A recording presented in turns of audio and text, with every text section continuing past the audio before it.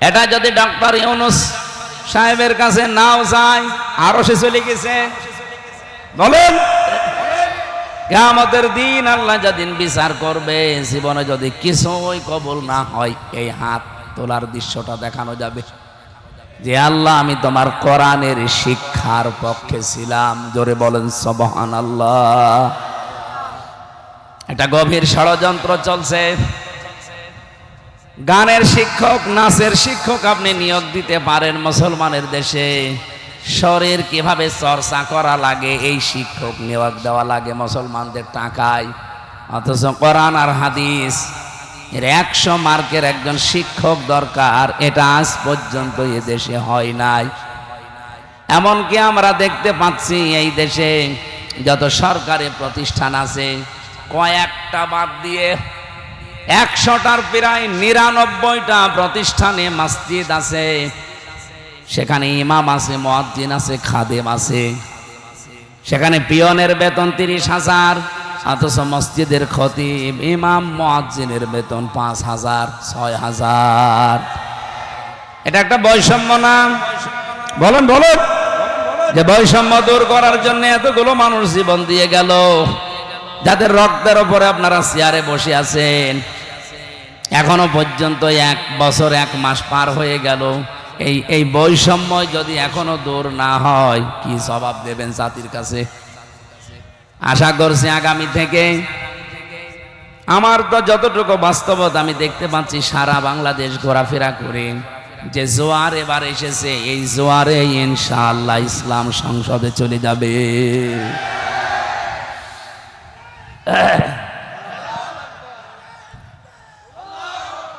আল্লাহ রাব্বুল আলামিন ইসলামকে যদি এইবার সংসদ পর্যন্ত পৌঁছিয়ে দেয়, আমরা কথা দিতে পারি বাংলাদেশ জামাত ইসলামী থেকে সর্বপ্রথম কোরআনের যে নির্দেশ, ওই 4টা কাজ আগে আদায় করা হবে ইনশাআল্লাহ।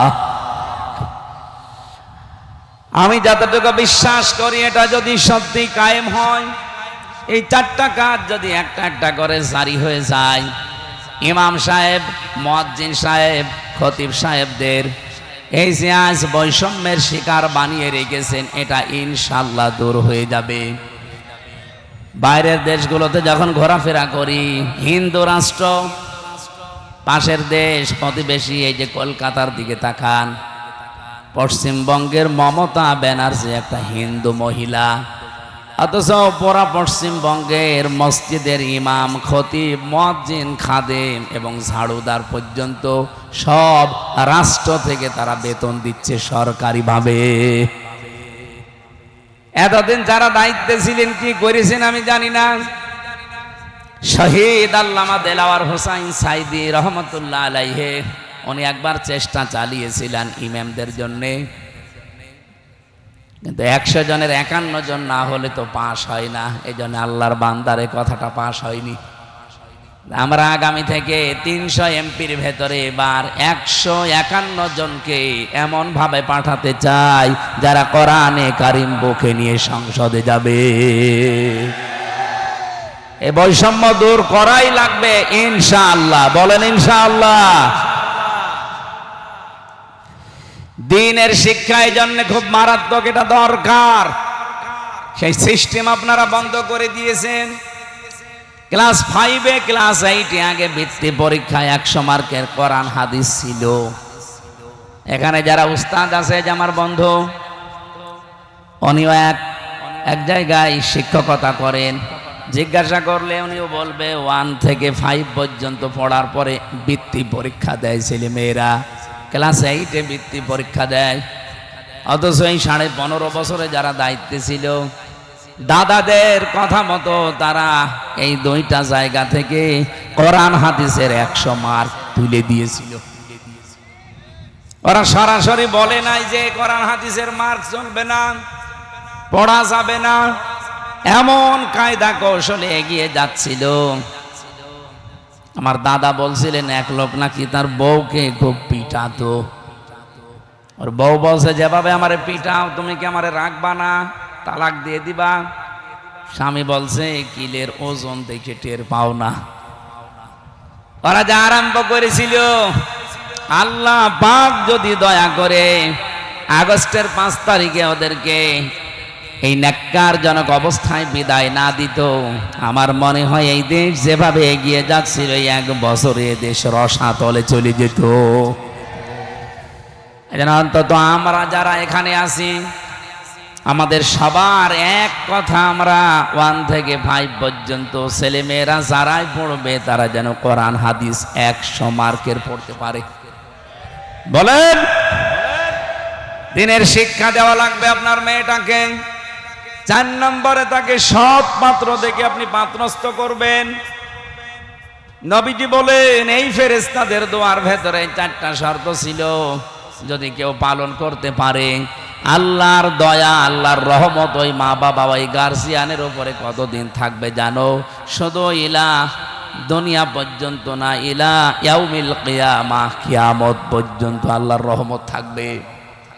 এই মেয়ের বাবা, এই মেয়ের মা যদি কিয়ামতে বিপদেও পড়ে যায়, এই মেয়েটার কারণে মহান আল্লাহ তাদেরকে নাজাত দিয়ে দেবেন। এই জন্য মেয়ে যাদের আছে কোনো চিন্তা করবেন না, আল্লাহ আপনার উপরে খুশি আছে, এই জন্য এটা দিয়েছে। 2 নম্বরে, আল্লাহ যদি আর একটু বেশি খুশি হয় কারো উপরে, রব্বুল আলামিন তখন তার বাড়িতে মেহমান পাঠান। আপনারা কি সুবহানাল্লাহ বললেন না নাউজুবিল্লাহ? আরে ভাই, খুলনাবাসী, আমার এই বিভাগের লোক তো অনেক বড় মনের মানুষ। আমরা অন্তত মেহমান আসলে নারাজ না, আমরা খুশি না? বলেন বলেন। আল্লাহ নিজে খুশি হচ্ছেন মেহমান পাঠিয়ে, আপনি খুশি না মানে? 3 নম্বরে, আল্লাহ যদি আর একটু বেশি খুশি হয়, তখন আল্লাহ ওই মানুষটার শরীরে, পরিবারে রোগ শোক দিয়ে দেয়। এই জন্য রোগ ব্যাধি হলে আপনি রাগ করবেন না, মনে করবেন আমার গুনাহ আল্লাহ পাক মাফ করে আমাকে নিষ্পাপ করছে। এমনকি শরীরের ভেতরে যে ফট ফট বিভিন্ন ফোঁটা ওঠে, টিপ দিলে সাদা কি যেন বের হয়, আপনি মনে করবেন এই যে ব্যথা অনুভব হয়, এর দ্বারাও একটা পাপ মাফ হয়ে যায়। মানুষের শরীরে যদি জ্বর আসে, যে শরীর গরম হয়, এটার দ্বারা যে কষ্ট পায় মানুষ, মুমিনের এর দ্বারাও পাপ মোচন হয়। এই জন্য আল্লাহ বেশি খুশি হলে তাকে রোগ এবং ব্যাধি দেয়। 4 নম্বরে, রব্বুল আলামিন সর্বশেষ যখন সব চাইতে বেশি খুশি হয়ে যায় এলাকার উপরে, তখন ও এলাকায় আল্লাহ বৃষ্টি নাজিল করেন। জোরে বলেন সুবহানাল্লাহ। দুনিয়ায় কারো সাধ্য নেই বৃষ্টি দেওয়ার, এ দায়িত্ব শুধুমাত্র কার? এই যে আল্লাহ সব চাইতে বেশি খুশি হন এই 4টা কাজে, কিন্তু আমরা এই 4টা কাজে নারাজ। অথচ আল্লাহ পাক যে 4টা কাজ সবচাইতে বেশি ঘৃণা করেন, উনি অপছন্দ করেন, নারাজ হয়ে যান, রাগান্বিত হন, ওই 4টা কাজ আমরা পেলে আনন্দ করি। তার 1 নম্বরে যৌতুক। এটা বললে আমি আবার নিজেই ধরা খেয়ে যাব, দরকার নেই। আমার বিভাগ তো এই জন্য খুব চেপে কথা বলা লাগছে। আমার নিজের বিভাগে যদি যৌতুক মুক্ত না হয়, বাংলার অন্যান্য বিভাগে গিয়ে আমি মুখ তুলে কথা বলবো কোন মুখ নিয়ে? আশা করছি আমার এই জেলা থেকে, আমার এই বিভাগ, প্রাণ প্রিয় বিভাগ, আমার এই খুলনা থেকে এটা আরম্ভ হওয়া লাগবে। এই বিভাগে কোনো যৌতুক থাকবে না ইনশাআল্লাহ। যৌতুকের টাকা না নিয়ে পায়খানা করে খেয়ে ফেলবেন। কি আপনি হাসলেন মানে?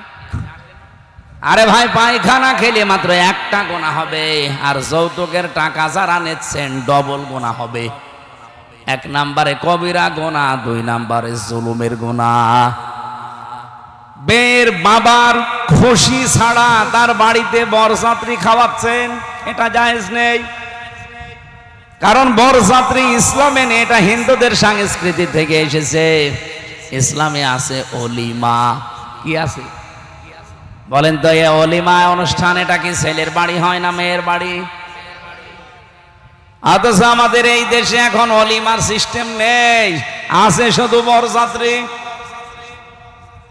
তাও 2-1 জন 5 জন নিয়ে গেলে হয়, বিয়ে করতে যাচ্ছে ও সাথে করে নিয়ে যায় 500। এইরকম ফকির, এরকম ছোট লোক এই খুলনায় নেই। আলহামদুলিল্লাহির রহিমির রহমান আল্লাযী খলাকনা লিল ইবাদাতি ওয়াল জান ওয়া খাসসানা বিত তাকরীমি বাইনাল হায়াওয়ান ওয়া নাশহাদু আল্লা ইলাহা ইল্লাল্লাহু ওয়াহদাহু লা শারীকা লাহু শাহাদাতাম মাওসিলাতান ইলাল জিনান ওয়া নাশহাদু আন্না মুহাম্মাদান আবদুহু ওয়া রাসূলুহুল মাবউসু ফিনা বিল হুদা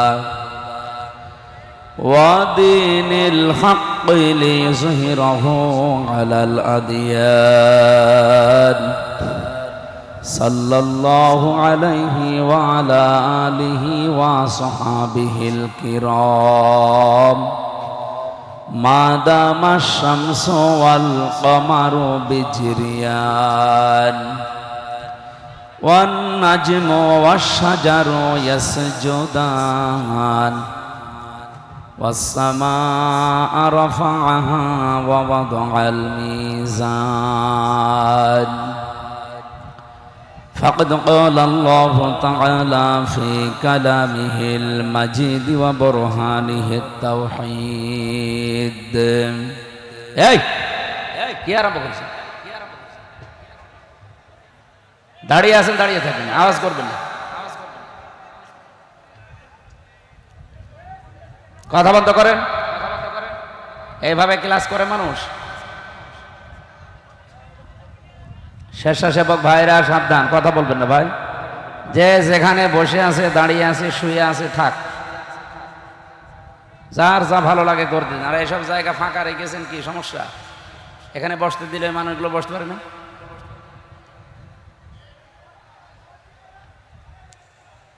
যে পরিবেশ আছে এটা ঠিক রাখেন, কথা বলবেন না ভাই। কোরআন শোনার যে আদবগুলো আছে, অন্তত ফাসতামিউ লাহু ওয়া আনসিতু, এই দুইটা ঠিক রাখবেন। নাই তাহলে আল্লাকুম তুরহামুনের পরিবর্তে গজব নাযিল হবে। আর যদি ব্যবস্থা করে দিতে পারেন, দেন 1 মিনিট সময় দিলাম, এই জায়গাগুলো পরিবর্তন করে দেন। দেন তো, ওদের ঢুকিয়ে দেন, যারা দাঁড়িয়ে আছে ঢুকিয়ে দেন, তাড়াতাড়ি করেন। দেন এই জায়গায় বসুক, দেন, ছেড়ে দেন, ছেড়ে দেন, তাড়াতাড়ি করুন ভাই, সময় নেই। এগুলো আগের থেকে ঠিক করবে, এমনি রাত হয়ে গেল। দেন, এই আশপাশের জায়গা ফাঁকা রাখার দরকার নেই, দেন, সব বসিয়ে দেন। এই ক্যামেরাম্যান যারা আছেন বসে পড়েন, আপনারা বসে পড়েন, বসেন, সব বসে পড়েন।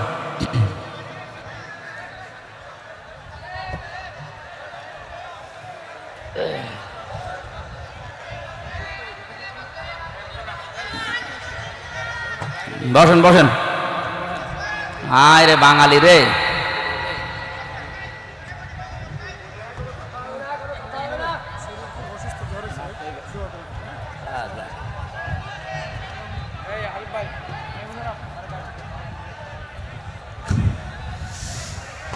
বসেন, এবার বসেন, আপনারা বসেন, বসে পড়েন, আমি ঠিক করেছি, বসেন। এই আপনারা সরেন, যান যান যান যান যান যান।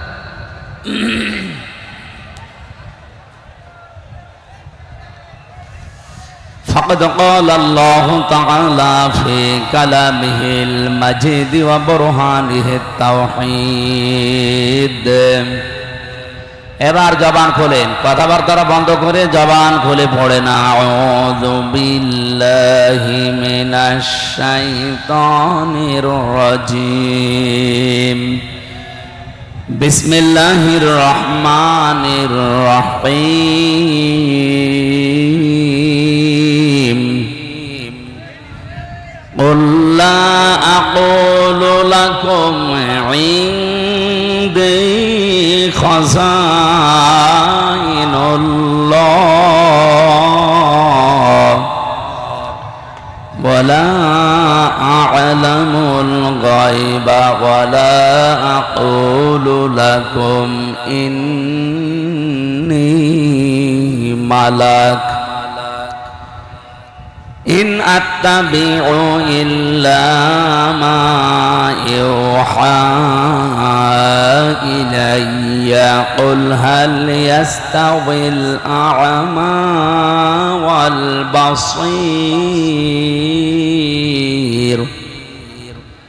আফালা তাতাফাক্কারুন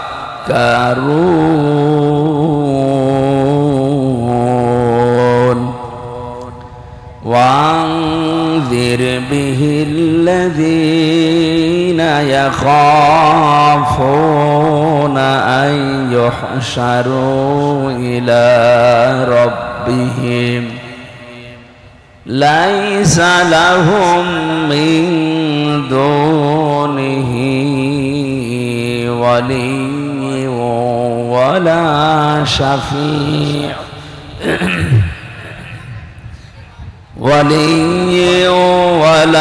شفيع لعلهم يتقون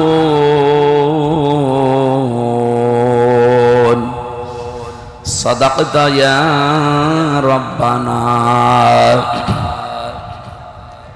عن ابن مسعود رضي الله تعالى عنه قال قال النبي صلى الله عليه وسلم فاتبعوا الصواد الأعظم إلى آخر الحديث رواه مسلم.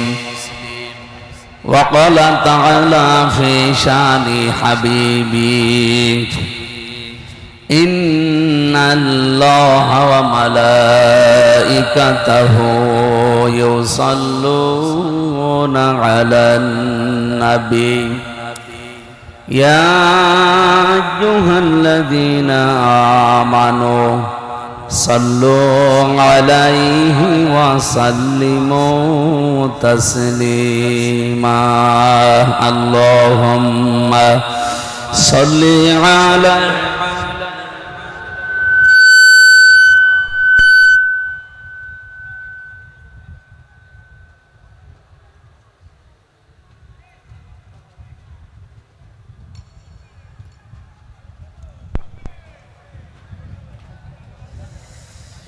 بلغ العلا بكماله كشف الدجى بجماله حسنت جميع خصاله صلوا عليه وآله. الحمد لله.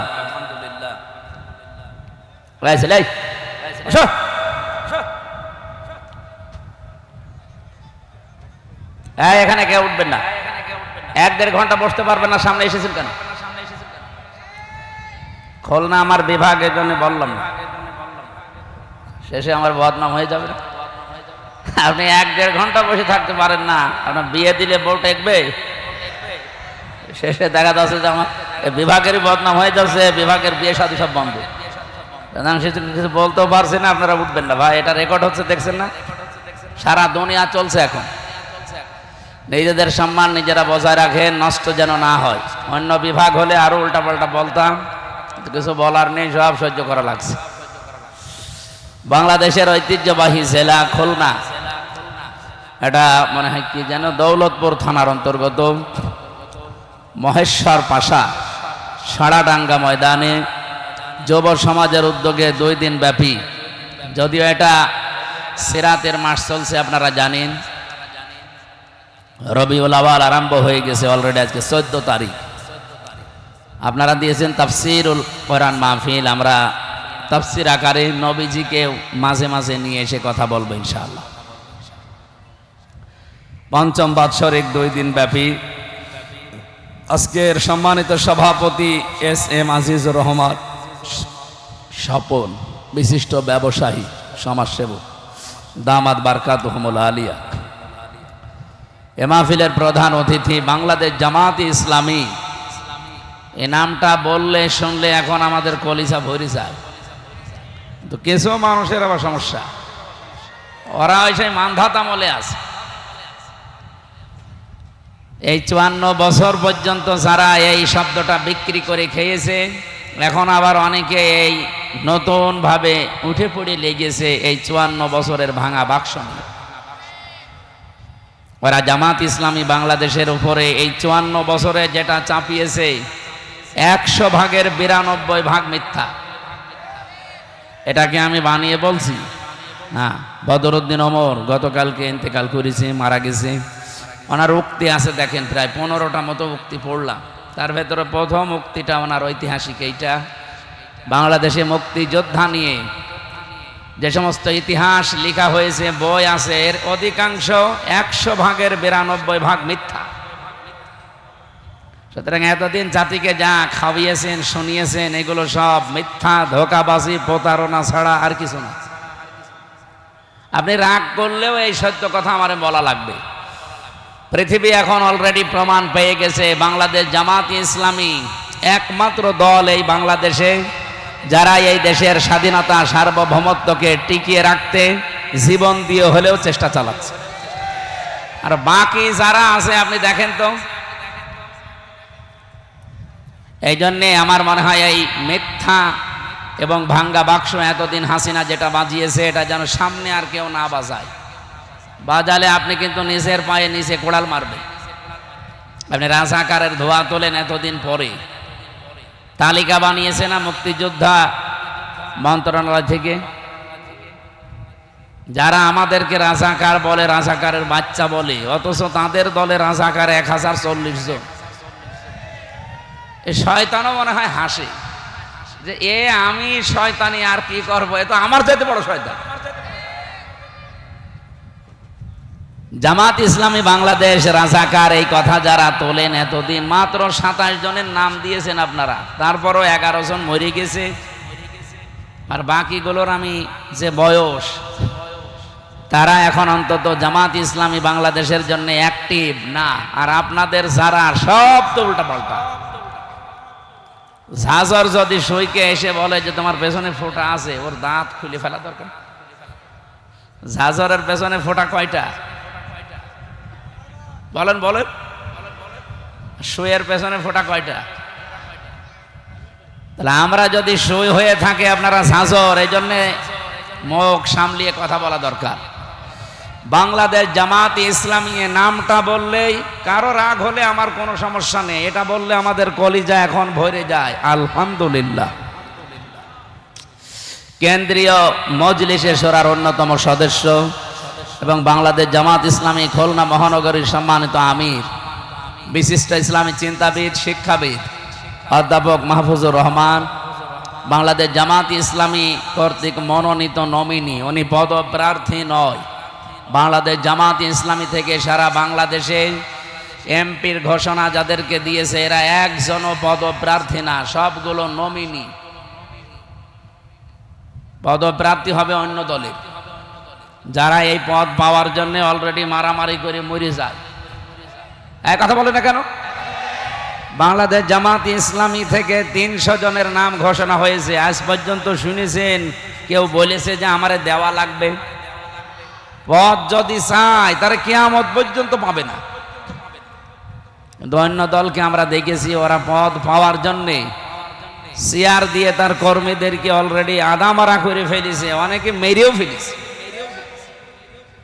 সুতরাং বাংলাদেশের মানুষের বিবেক যে কবে খুলবে, আমার তো কেমন যেন লাগে এদের এই আচরণগুলো দেখলে। আশা করছি এই দেশের মানুষের বিবেক এবার জাগ্রত যেটা হয়েছে, এটা যেন জাগ্রত থাকে, ঘুমিয়ে না পড়ে। ঘুমিয়ে পড়বেন না, জেগে থাকবেন। কারা কারা দেখে লিল্লাহে তাকবীর। দেখেন তো, হাত তোলেনি কে? দেখেন দেখেন, আলহামদুলিল্লাহ, যাক ঠিক আছে, হ্যাঁ ঠিক আছে।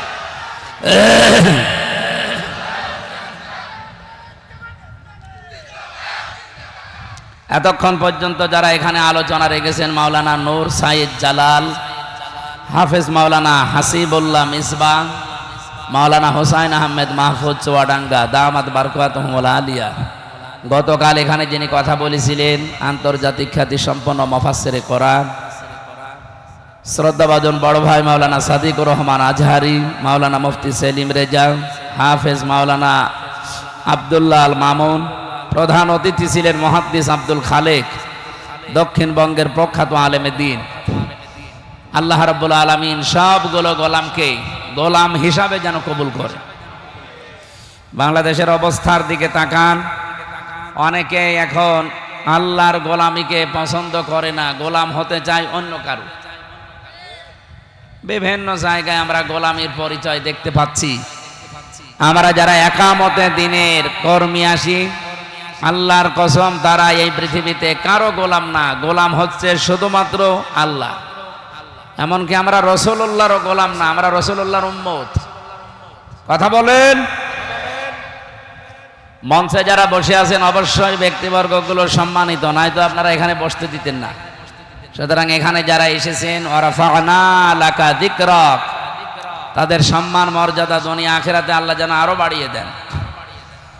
সামনে বসা মুসলমান ভাইরা, আপনারা আজকের অনুষ্ঠানের প্রধান আকর্ষণ। আপনারা বলেন তো, আপনারা যদি না আসতেন কষ্ট করে এই গরমের ভেতরে, আমির হামজা না, ওর বাবা আসলেও কেউ আসতো, কিছু হইতো? আজকের এই অনুষ্ঠানটা কানায় কানায় পূর্ণ করে যারা কষ্ট করে বসে আছেন, পর্দার আড়ালে আছে মনে হয় মা ও বোনেরা, মেয়েরা আছে, সম্মানিতা মা এবং বোনেরা, প্রশাসনের ভাইরা যারা দায়িত্বে আছেন, শৃঙ্খলার, দল মত জাতি বর্ণ ধর্ম নির্বিশেষে আজকের অনুষ্ঠান। এটা যদিও বাংলাদেশ জামাতে ইসলামীর নাম দেখতে পাচ্ছেন, কিন্তু এটা সবাই মিলে আয়োজন করেছে, এটা আমার বিশ্বাস। হাদা বায়ানুল লিন্নাস, কারণ এই বায়ান সব মানুষের জন্য। মানুষ পদবাচ্যে যারা বিবেচিত আছেন তাদেরকে আজকে আমরা কোরআনে কারীম শোনাবো এবং তাদের কাছ থেকে কিছু অঙ্গীকার নিতে চাই কোরআন কেন্দ্রিক, আগামীতে যেটা কাজে লাগবে ইনশাআল্লাহ। সবাইকে নিয়ে দরবারে ইলাহিতে আমরা শুকরিয়া আদায় করছি, বলেন আলহামদুলিল্লাহ। পৃথিবীতে আল্লাহ যদি 4টা জিনিস দিতে পারেন, আল্লাহ সবচাইতে বেশি আনন্দ পান, খুশি হন। আপনারা এখনো ওঠাউঠি করেন কারা ভাই? এই ছেলে, বসো বসো বসো বসো। আপনি কি জানেন এখানে কত মেয়ের বাপ বসে আছে? তারা জামাই খুঁজতে এসেছে। আপনি যদি এখন ওঠাউঠি করেন, ও বলবে যে না, মেয়ে বিয়া দিয়ার দরকার নেই। সুতরাং আমি আশা করবো আপনারা 1 ঘন্টা সময় দেন, উঠবেন না। কথা রাখা যাবে ইনশাল্লাহ? আমার এই 2টা কথা ভাই, শুধু উঠবেন না আর কথা বলবেন না, বাকি আপনার যা করা লাগে করেন। আল্লাহ সবচাইতে বেশি খুশি হয় পৃথিবীতে কয়টা কারণে বলেন তো? 4টা। আরো জোরে বলেন। 1 নম্বরে যখন আল্লাহ পৃথিবীতে কন্যা সন্তান কাউকে দেন, তিনি তখন চরম খুশি হয়ে যান। কিন্তু বাস্তবতা হচ্ছে যার ঘরে এটা আসে সেই লোকটা বড় নারাজ হয়ে যায়। খুলনাবাসী কন্যা সন্তান দিতে পারলে আল্লাহ খুশি, আর যার ঘরে যায় সে নারাজ। কোন মানুষটা? ওয়াইদা বুশিরা আহাদুহুম বিল উনসা যাল্লা ওয়াজহুহু মুসওয়াদ্দাও ওয়া হুয়া কাযীম। সূরা নাহলের ভেতরে এসেছে, হে নবী, আপনি যখন তাদেরকে কন্যা সন্তান এই সুসংবাদ দিবেন, দেখবেন ওই মানুষগুলোর মুখ কালো হয়ে গেছে। সুতরাং কন্যা হয়েছে এই কথা শুনলে নারাজ হয় কাফেরেরা। কারা? আমাদের যাদের কন্যা আছে, আপনি নির্দ্বিধায় বিশ্বাস করতে পারেন, একটা কন্যা যদি কারো বাড়িতে থাকে, সে যেন বিশ্বাস করে আল্লাহ তাকে একটা জান্নাত বরাদ্দ দিয়ে দিয়েছে। এ পর্যন্ত শুনে জনেকে দেখলাম 2 হাত তুলেছেন, এবার শোনেন বাস্তব। নবীজি বলেন, কোন বাড়িতে যদি একটা কন্যা সন্তান জন্মগ্রহণ করে, সঙ্গে সঙ্গে 4 জন রহমতের ফেরেশতা ওই ঘরে প্রবেশ করে। মেয়েটার মাথায় হাত দিতে দিতে বলে, এই দুর্বল দেহটা একটা দুর্বল দেহ থেকে বের হয়ে এসেছে।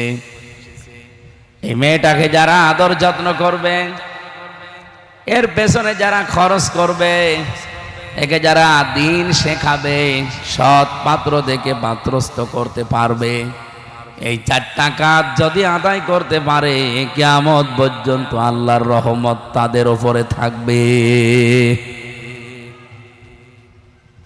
আমার ভাইরা, ফেরেশতারা নিষ্পাপ, তারা যদি কোনো দোয়া করে তাদের দোয়া কবুল হওয়ার সম্ভাবনা নেই। আরো জোরে বলেন নেই। ওনাদের দোয়ার ভেতরে দুইটা বিষয় আমি লক্ষ্য করলাম। ফেরেশতারা বলেছে এই কন্যা সন্তানের উপরে যদি 4টা শর্ত কেউ আদায় করতে পারে তাহলে কিয়ামত পর্যন্ত আল্লাহর রহমত ওই মা বাবার উপরে থাকবে। আপনি কন্যা হয়েছেই বলে আনন্দ করবেন, এরকম কন্যা তো মজিব জন্ম দিয়েছিল। কি হয়েছে? কন্যা হওয়ার পরে আপনাকে কাজ করা লাগবে কয়টা? আরো জোরে বলেন। 1 নম্বরে তাকে আপনি ভালোবাসবেন, মহব্বত করবেন। বিশ্বনবী বলেন আমি বাইরে থেকে যতদিন বাড়িতে এসেছি আমার মেয়ে ফাতেমাতুজ জোহরা, উম্মে কুলসুম, রুকাইয়া, যায়নাব রিদওয়ানুল্লাহি তাআলা আলাইহিম আজমাইন, এই মানুষগুলোর জন্য আমি কিছু না নিয়ে বাড়িতে আসি নাই। এত ভালোবাসা, এত মহব্বত নবীজি মেয়েদেরকে করতেন। সুতরাং মেয়েদেরকে যারা ভালোবাসেন, মহব্বত করেন নিজের মেয়েকে, 2 নম্বরে তাকে তার পেছনে যারা খরচ করেন, তার লালন পালনের ভার যারা গ্রহণ করেন, তার কফিল, তার দায়িত্বশীল অভিভাবক যারা হন, 3 নম্বরে তাকে যারা দ্বীনের শিক্ষা দেন। এই বিষয়টা আজকে খুব গুরুত্বপূর্ণ।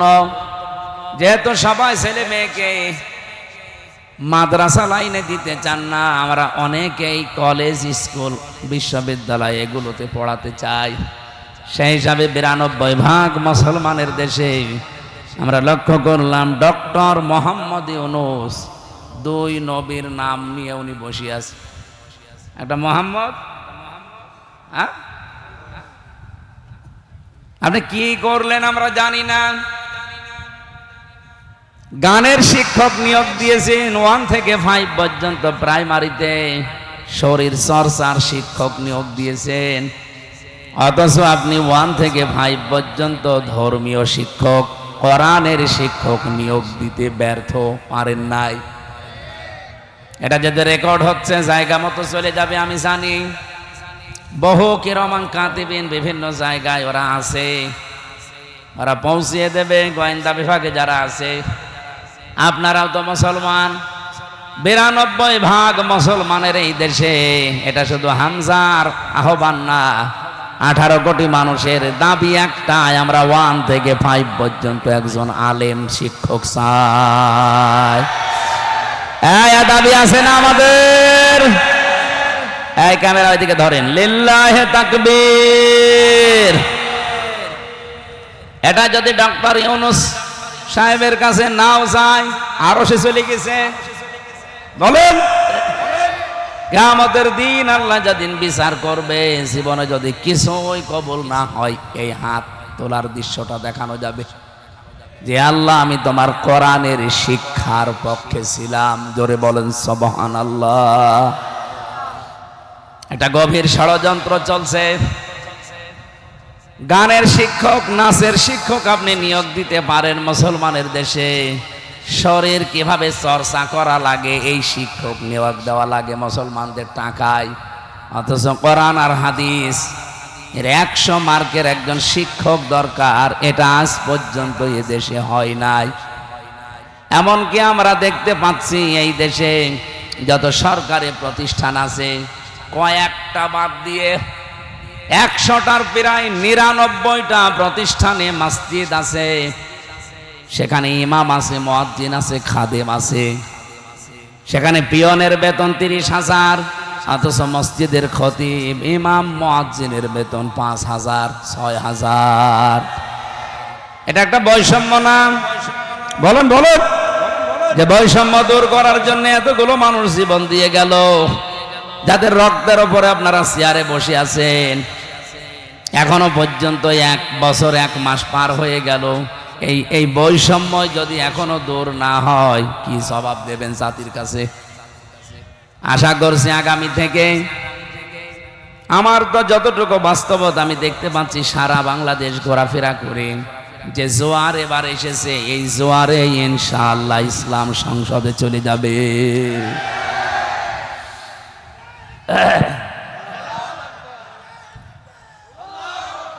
আল্লাহ রাব্বুল আলামিন ইসলামকে যদি এইবার সংসদ পর্যন্ত পৌঁছিয়ে দেয়, আমরা কথা দিতে পারি বাংলাদেশ জামাত ইসলামী থেকে সর্বপ্রথম কোরআনের যে নির্দেশ, ওই 4টা কাজ আগে আদায় করা হবে ইনশাআল্লাহ। আমি যতটুকু বিশ্বাস করি, এটা যদি সত্যি কায়েম হয়, এই 4টা কাজ যদি একটা একটা করে জারি হয়ে যায়, ইমাম সাহেব, মুয়াজ্জিন সাহেব, খতিব সাহেবদের এই যে আজ বৈষম্যের শিকার বানিয়ে রেখেছেন, এটা ইনশাআল্লাহ দূর হয়ে যাবে। বাইরের দেশগুলোতে যখন ঘোরাফেরা করি, হিন্দু রাষ্ট্র, পাশের দেশ প্রতিবেশী, এই যে কলকাতার দিকে তাকান, পশ্চিমবঙ্গের মমতা ব্যানার্জি একটা হিন্দু মহিলা, অথচ পুরা পশ্চিমবঙ্গের মসজিদের ইমাম, খতিব, মুয়াজ্জিন, খাদেম এবং ঝাড়ুদার পর্যন্ত সব রাষ্ট্র থেকে তারা বেতন দিচ্ছে সরকারিভাবে। এতদিন যারা দায়িত্বে ছিলেন কি করেছেন আমি জানি না। শহীদ আল্লামা দেলাওয়ার হোসাইন সাইদি রহমতুল্লাহ আলাইহে, উনি একবার চেষ্টা চালিয়েছিলেন ইমামদের জন্যে, কিন্তু 100 জনের 51 জন না হলে তো পাশ হয় না। এই জন্য আল্লাহর বান্দার এই কথাটা পাশ হয়নি। আমরা আগামী থেকে 300 এমপির ভেতরে এবার 151 জনকে এমন ভাবে পাঠাতে চাই যারা কোরআনে কারিম বুকে নিয়ে সংসদে যাবে। এই বৈষম্য দূর করাই লাগবে ইনশাআল্লাহ। বলেন ইনশাআল্লাহ। দ্বীনের শিক্ষা এই জন্য খুব মারাত্মক, এটা দরকার।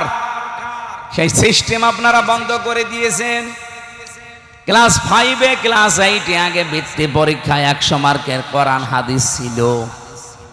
এখানে যারা উস্তাদ আছে, যে আমার বন্ধু, উনিও এক জায়গায় শিক্ষকতা করেন, জিজ্ঞাসা করলে উনিও বলবে 1 থেকে 5 পর্যন্ত পড়ার পরে বৃত্তি পরীক্ষা দেয় ছেলে মেয়েরা। ক্লাস 8-এ বৃত্তি পরীক্ষা দেয়। অথচ এই 15.5 বছরে যারা দায়িত্বে ছিল, দাদাদের কথা মতো তারা এই 2টা জায়গা থেকে কোরআন হাদিসের 100 মার্ক তুলে দিয়েছিল। ওরা সরাসরি বলে নাই যে কোরআন হাদিসের মার্ক চলবে না, পড়া যাবে না, এমন কায়দা কৌশলে এগিয়ে যাচ্ছিল। আমার দাদা বলছিলেন, এক লোক নাকি তার বউকে খুব পিটাতো। ওর বউ বলছে, যেভাবে আমারে পিটাও, তুমি কি আমারে রাখবা না, তালাক দিয়ে দিবা? স্বামী বলছে, কিলের ওজন দেখে টের পাও না। ওরা যা আরম্ভ করেছিল, আল্লাহ পাক যদি দয়া করে আগস্টের 5 তারিখে ওদেরকে এই ন্যাক্কারজনক অবস্থায় বিদায় না দিত, আমার মনে হয় এই দেশ যেভাবে এগিয়ে যাচ্ছিল, এই 1 বছরে দেশ রসাতলে চলে যেত। এজন্য অন্তত আমরা যারা এখানে আছি, আমাদের সবার এক কথা, আমরা 1 থেকে 5 পর্যন্ত ছেলেমেয়েরা যারাই পড়বে, তারা যেন কোরআন হাদিস 100 মার্কের পড়তে পারে। বলেন, দিনের শিক্ষা দেওয়া লাগবে আপনার মেয়েটাকে। 4 নম্বরে তাকে সৎ পাত্র দেখে আপনি পাত্রস্থ করবেন। নবীজি বলেন, এই ফেরেশতাদের দোয়ার ভেতরে 4টা শর্ত ছিল, যদি কেউ পালন করতে পারে, আল্লাহর দয়া, আল্লাহর রহমত ওই মা বাবা, ওই গার্জিয়ানের উপরে কতদিন থাকবে জানো? শুধু ইলা দুনিয়া পর্যন্ত না, ইলা ইয়াউমিল কিয়ামাহ, কিয়ামত পর্যন্ত আল্লাহর রহমত থাকবে। এই মেয়ের বাবা, এই মেয়ের মা যদি কিয়ামতে বিপদেও পড়ে যায়, এই মেয়েটার কারণে মহান আল্লাহ তাদেরকে নাজাত দিয়ে দেবেন। এই জন্য মেয়ে যাদের আছে, কোনো চিন্তা করবেন না, আল্লাহ আপনার উপরে খুশি আছে, এই জন্য এটা দিয়েছে।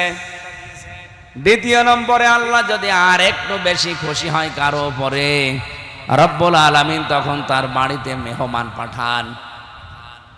আপনারা কি সুবহানাল্লাহ বললেন না নাউজুবিল্লাহ? আরে ভাই, খুলনাবাসী, আমার এই বিভাগের লোক তো অনেক বড় মনের মানুষ। আমরা অন্তত মেহমান আসলে নারাজ না, আমরা খুশি না। বলেন বলেন। আল্লাহ নিজে খুশি হচ্ছেন মেহমান পাঠিয়ে, আপনি খুশি না মানে। 3 নম্বরে আল্লাহ যদি আরেকটু বেশি খুশি হয় তখন আল্লাহ ওই মানুষটার শরীরে পরিবারে রোগ শোক দিয়ে দেয়। এই জন্য রোগ ব্যাধি হলে আপনি রাগ করবেন না, মনে করবেন আমার গোনা আল্লাহ পাক মাফ করে আমাকে নিষ্পাপ করছে। এমনকি শরীরের ভেতরে যে ফট ফট বিভিন্ন ফোঁটা ওঠে, টিপ দিলে সাদা কি যেন বের হয়, আপনি মনে করবেন এই যে ব্যথা অনুভব হয় এর দ্বারাও একটা পাপ মাফ হয়ে যায়। মানুষের শরীরে যদি জ্বর আসে, যে শরীর গরম হয়, এটার দ্বারা যে কষ্ট পায় মানুষ, মুমিনের এর দ্বারাও পাপ মোচন হয়। এই জন্য আল্লাহ বেশি খুশি হলে তাকে রোগ এবং ব্যাধি দেয়। 4 নম্বরে রব্বুল আলামিন সর্বশেষ যখন সব চাইতে বেশি খুশি হয়ে যায় এলাকার উপরে, তখন ও এলাকায় আল্লাহ বৃষ্টি নাজিল করেন। জোরে বলেন সুবহানাল্লাহ। দুনিয়ায় কারও সাধ্য নেই বৃষ্টি দেওয়ার, এ দায়িত্ব শুধুমাত্র কার? এই যে আল্লাহ সব চাইতে বেশি খুশি হন এই 4টা কাজে, কিন্তু আমরা এই 4টা কাজে নারাজ। অথচ আল্লাহ পাক যে 4টা কাজ সব চাইতে বেশি ঘৃণা করেন, উনি অপছন্দ করেন, নারাজ হয়ে যান আর রাগান্বিত হন। ওই 4টা কাজ আমরা পেলে আনন্দ করি। তার 1 নম্বরে যৌতুক। এটা বললে আমি আবার নিজেই ধরা খেয়ে যাব, দরকার নেই।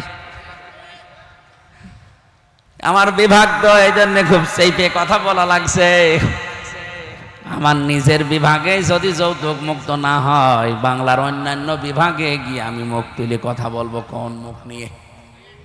আশা করছি আমার এই জেলা থেকে, আমার এই বিভাগ, প্রাণ প্রিয় বিভাগ, আমার এই খুলনা থেকে এটা আরম্ভ হওয়া লাগবে। এই বিভাগে কোনো যৌতুক থাকবে না ইনশাআল্লাহ। যৌতুকের টাকা না নিয়ে পায়খানা করে খেয়ে ফেলবেন। কি আপনি হাসলেন মানে? আরে ভাই, পায়খানা খেলে মাত্র 1টা গোনা হবে, আর যৌতুকের টাকা যারা নিচ্ছেন ডবল গোনা হবে। 1 নম্বরে কবিরা গোনা, 2 নম্বরে জুলুমের গোনা। বের বাবার খুশি ছাড়া তার বাড়িতে বরযাত্রী খাওয়াচ্ছেন, এটা জায়েজ নেই। কারণ বরযাত্রী ইসলামে নেই, এটা হিন্দুদের সংস্কৃতি থেকে এসেছে। ইসলামে আছে অলিমা। কি আছে বলেন তো? এই অলিমা অনুষ্ঠান, এটা কি ছেলের বাড়ি হয় না মেয়ের বাড়ি? অথচ আমাদের এই দেশে এখন অলিমার সিস্টেম নেই, আছে শুধু বরযাত্রী। তাও 2-1 জন 5 জন নিয়ে গেলে হয়, বিয়ে করতে যাচ্ছে ও সাথে করে নিয়ে যায় 500। এইরকম ফকির, এরকম ছোট লোক এই খুলনায় নেই। বরযাত্রী গিয়েছেন কারা কারা? হাত তোলেন তো। এই হাত নামান, লজ্জা করেন আপনার? আপনি মেয়ের বাড়িতে যে এভাবে ফকিরের মতো আজকে থেকে তওবা করেন, জীবনে কোনোদিন বরযাত্রীর দাওয়াত পেলে যাব না। কে হাত তোলেন তো দেখি, কারা যাবেন না বরযাত্রীতে? আমি বারবার এমনি বলছি না, আমার ছেলে নেই, আমার 3টা মেয়ে, আমার বিয়ে দেওয়া লাগবে না? না, তারপরেও হাদিস যেহেতু, এটা আমরা মেনে চলার চেষ্টা করি। আগামীতে বরযাত্রী না অলিমা? আরো জোরে বলেন, অলিমা না বরযাত্রী? কোন বরযাত্রী সিস্টেম থাকবে না ইনশাল্লাহ। এই বিভাগ থেকেই এই সংস্কার আমরা আরম্ভ করতে চাই। বিশেষ করে যারা বিয়ে করবেন, বর এবং বরের বাবা যারা আছেন, যদি যৌতুকের টাকা নেন, আমার মনে হয় সামাজিক ভাবে বয়কট করা দরকার। ঠিক বলছেন মানে? আপনি নিজে নিয়ে বসে আছেন। এই কাজটা বন্ধ হওয়া দরকার কিনা বলেন তো? 2 জন মহিলা ছিল আমাদের মাথার উপরে, অথচ এই কাজটা তারা আজ পর্যন্ত বন্ধ করতে পারে নাই। খালি নারীর অধিকার, নারীর অধিকার নিয়ে চিল্লিয়েছে। এটা নারীর অধিকার না, ইসলাম এই অধিকার তাদেরকে দিয়েছে। এবার যদি ইসলাম আসে, বাংলাদেশে ঝাঁটা পিটা করে যৌতুক বিদায় করা হবে ইনশাআল্লাহ। আল্লাহ রাগান্বিত হয়ে যান এই যৌতুকের এই সিস্টেম যখন চালু থাকে। 2 নম্বরে আল্লাহ রেগে যান যেই সমাজে সুদ আর ঘুষ, এই 2টার প্রচলন বেড়ে যায়, আল্লাহ রাব্বুল আলামিন তখন ওই সমাজের প্রতি রাগান্বিত হয়ে যায়। বাংলাদেশে একটা ঘর এখন নেই যেখানে ঘুষ নেই। যদি বলেন যে না আমি ঘুষ খাই না, এটা আমি মানি, কিন্তু বলেন যদি আমি ঘুষ দেই না, না আমি এটা বিশ্বাস করি না।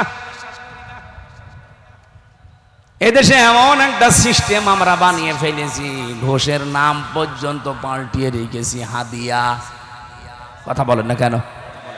আল্লাহর কোন নিষিদ্ধ বিষয়কে আপনি যতই সুন্দর মোড়ক দেন না কেন, ওটা বৈধ করা সম্ভব? দোকানের নাম লিখে দিয়েছে বিসমিল্লাহ মদের ভান্ডার। সুদ যেটা মারাত্মক, টাকা ছেড়ে রাখে, টাকা আসে 100 টাকায় 120 টাকা দেয়। এ পাবলিক দেশে নেই।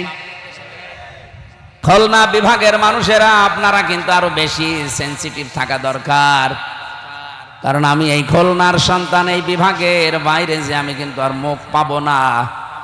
এই বিভাগ থেকেই আমরা এই মুহূর্ত থেকে নিয়ত করব, অন্য ধর্মের যারা আছে তারা যা করে করুক, আমরা মুসলমানেরা ঘুষ সুদ জড়িত হব না।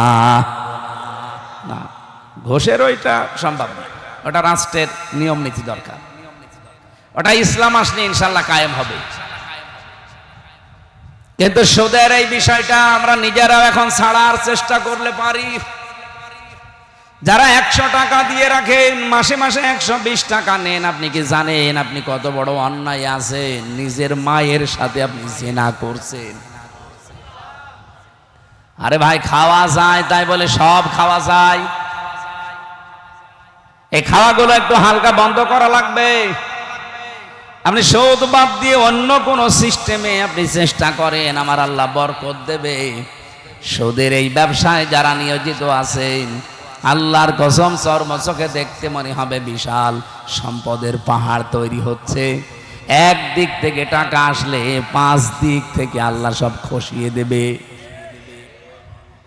3 নম্বরে আল্লাহ সব চাইতে একেবারে সর্বশেষ বেশি রেগে যায় তখন যখন দেখা হয় যে জাতির লোকদের মিথ্যা কথা বেড়ে গেছে। আর যেটা সব চাইতে বেশি বাংলাদেশে, কথা বলেন না কেন, সব চাইতে বেশি এখন এই বিষয়টা। মিথ্যা তো নিজে বলেই, এমনকি মিথ্যা কথা আর একজনের উপরে চাপিয়ে তাকে কালার করে। এটা মিথ্যা না শুধু, এটা গীবত না শুধু, এটা তহমত। এটা যদি বন্ধ না হয়, যে উদ্দেশ্য নিয়ে আপনি এগিয়ে যাচ্ছেন জীবনেও তার টার্গেট পর্যন্ত যেতে পারবেন না। আপনি কি জানেন এই যে মিথ্যা তহমত দেওয়া, একজনের নামের উপরে দোষ চাপিয়ে দেওয়া, অথচ লোকটাও বিষয়ে কিছুই জানে না। আমি একটা ঘটনা পড়ছিলাম, ইমাম মালিক রহমতুল্লাহ আলাইহি, তার জামানায় একজন মহিলা ইন্তেকালের পর প্রতিবেশী একজন মহিলা গেছে তার লাশ ধোয়াতে। ময়লা মাটি পরিষ্কার করার পরে যখন রানের ওপরে হাত দিয়েছে, দেখে হাত আর খোলে না, আটকিয়ে গেছে। কি গো, হাত আর খোলে না? হাত টান দিলে লাশ উঠে পড়ে। এলাকার ইমাম সাহেব ফতোয়া দিচ্ছেন যে জীবিত মহিলার হাত তো নষ্ট করা যাবে না, এই মারা গেছে মেয়েটার ওই জায়গা থেকে রানের গোশত কেটে দেন।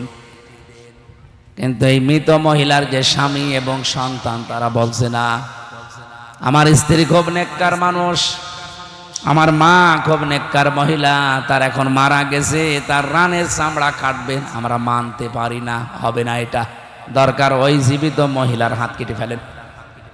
ওরা বলছে কি বলেন আপনারা, আমরা এসেছি আপনাদের উপকারের জন্য, আর এখন আমাদের হাত কাটবেন? এলাকার ইমাম সাহেবের ফতোয়া দিয়ে যখন হয়নি, তখন দেশের প্রধান বিচারপতি ইমাম মালিক, যে জায়গায় ঘটনা সেখান থেকে 80 কিলোমিটার দূরে মদিনায় তিনি প্রধান বিচারপতি, তাকে ঘোড়ায় চড়িয়ে নিয়ে আসা হচ্ছে, আপনি বিচার করেন। ইমাম মালিক ডাক দিয়ে বললেন, আল্লাহর বান্দি, পর্দা দিয়ে ঘিরে দেন, প্রশ্ন করব তারে 3টা। 1 নাম্বার, এই মেয়ে, এই মহিলার লাশ ধোয়ানোর সময় কোনো খারাপ কোনো চিন্তা ভাবনা, কোনো কাজ তোমার দ্বারা হয়েছে? মেয়েটা কাঁদতে কাঁদতে অস্থির, বলে না, আমি অনেকক্ষণ এই হাত ধরে বসে আছি, আমার তো প্রাকৃতিক প্রয়োজন আছে, আমি যেতেও পারি না, মহা মুসিবতে আমি কিচ্ছু করি নাই। ইমাম মালিক বলে, আল্লাহর বান্দী, আমার কাছে কিন্তু কোরআন আর হাদিসের রাডার আছে। তুমি যদি সত্য কথা না বলো আমি কিন্তু ধরতে পারবো, সত্য কথা বলো। মেয়েটা বলছে, ইমাম যা করেছি আমি এতটুকু বলতে পারি, বলো। এ মেয়েটার লাশ যখন ধোয়াচ্ছিলাম, পেটের ময়লাগুলো বের করে যখন আমি রানে হাত দিয়েছি, ওই সময় একটা খারাপ মন্তব্য তার উপরে নিক্ষেপ করেছিলাম। কি সেটা? কয়েকদিন আমি দেখলাম তার সাথে একটা গাড়িতে করে একটা যুবক ছেলে যাচ্ছে বাড়িতে। মনে মনে একটা ধারণা করেছিলাম ওই সময় যে তুমি তো ভালোই চলতে, কিন্তু দলে দলে তোমার চরিত্র এত খারাপ। এই কথাটা আমি মন থেকে তার উপরে নিক্ষেপ করেছিলাম, মুখ দিয়ে কথা আমি বলতেও ছিলাম। এরপরেই দেখি হঠাৎ আমার হাত আটকিয়ে গেছে, আর খোলে না। ইমাম মালিক বলে, হ্যাঁ আমিও একটা ধারণায় ছিলাম, মান সালিমাল মুসলিমুনা মিন লিসানিহি ওয়া ইয়াদিহি, রাহু মুসলিম। হযরতে আবু হুরায়রা থেকে বর্ণিত, বিশ্ব নবী ১৫০০ বছর আগে জানিয়েছেন, এই পৃথিবীতে প্রকৃত মুসলমান তো তারা যাদের হাতের দ্বারা আর মুখের দ্বারা অন্য মুসলমান শান্তিতে থাকে। তুমি কোন কারণে এই ধারণায় মেয়েটার উপরে নিক্ষেপ করলে? তুমি কি জানো তার সাথে যে পুরুষ মানুষটা গাড়িতে যাচ্ছিল, এ পুরুষটা কে? পরবর্তীতে এই মহিলার স্বামী এবং সন্তানকে জিজ্ঞাসা করে যে অমুক দিনে যেই পুরুষটা এই মেয়েটার সাথে ছিল, এটা কে? ওরা বলছে এইটা এই মেয়েটার বোনের ছেলে, তার মানে সম্পর্কে খালা। কি হয় বলেন বলেন? একজন পুরুষের যে ১৪ জন মহিলার সাথে দেখা করা যায় যাচ্ছে, কথা বলা যায় যাচ্ছে যাদের সাথে, তার ভেতরে আপন খালা নেই। কথা বলেন না কেন? এখানে যারা পুরুষ আছেন, আপনি মহিলাদের সাথে কথা বলতে পারবেন, দেখা করতে পারবেন, কিন্তু ১৪ জন এর বাইরে যদি আপনি কারোর সাথে দুনিয়ায় কথা বলেন, আপনি যদি কাবার ইমামও হয়ে থাকেন, পর্দা রক্ষা করা লাগবে। কিন্তু ওই ১৪ জন পুরুষের সাথে আপনার পর্দা করা দরকার নেই। তার ভেতরে ১ নম্বরে বাবা, এরপরে ছেলে, এরপরে বোনের ছেলে। এই যে এটা আবার আপন বোনের ছেলে হওয়া লাগবে, ওই নাম ডাকা খালা হবে না। বহু মানুষ আছে রিকশায়, দেখে ২ জন মহিলা রিকশায় উঠতেছে, একটা মুরব্বী একটা যুবতী, মনে মনে করে এটা হয়তো খালার মেয়ে হবে, কিছুই পরিচয় নেই, যে বলে খালা ভালো আছেন। এটাকে খালা বলা উদ্দেশ্য নাকি খালার মেয়ে টার্গেট? আপনি খালা বললে এটা আপন খালার সাথে পর্দা রক্ষা করা লাগে না, তার সাথে কথা বলা যায়, দেখা করা যায়। নাম ডাকা খালা, চাচা তো খালা, মামা তো খালা, এগুলো বাদ। অথচ বাংলাদেশে আপন খালার সাথে সম্পর্ক ঠিক নেই। কোথায়? যশোরে ধর্ম খালা পাতিয়েছে, বছরে ১৪ বার যাচ্ছে।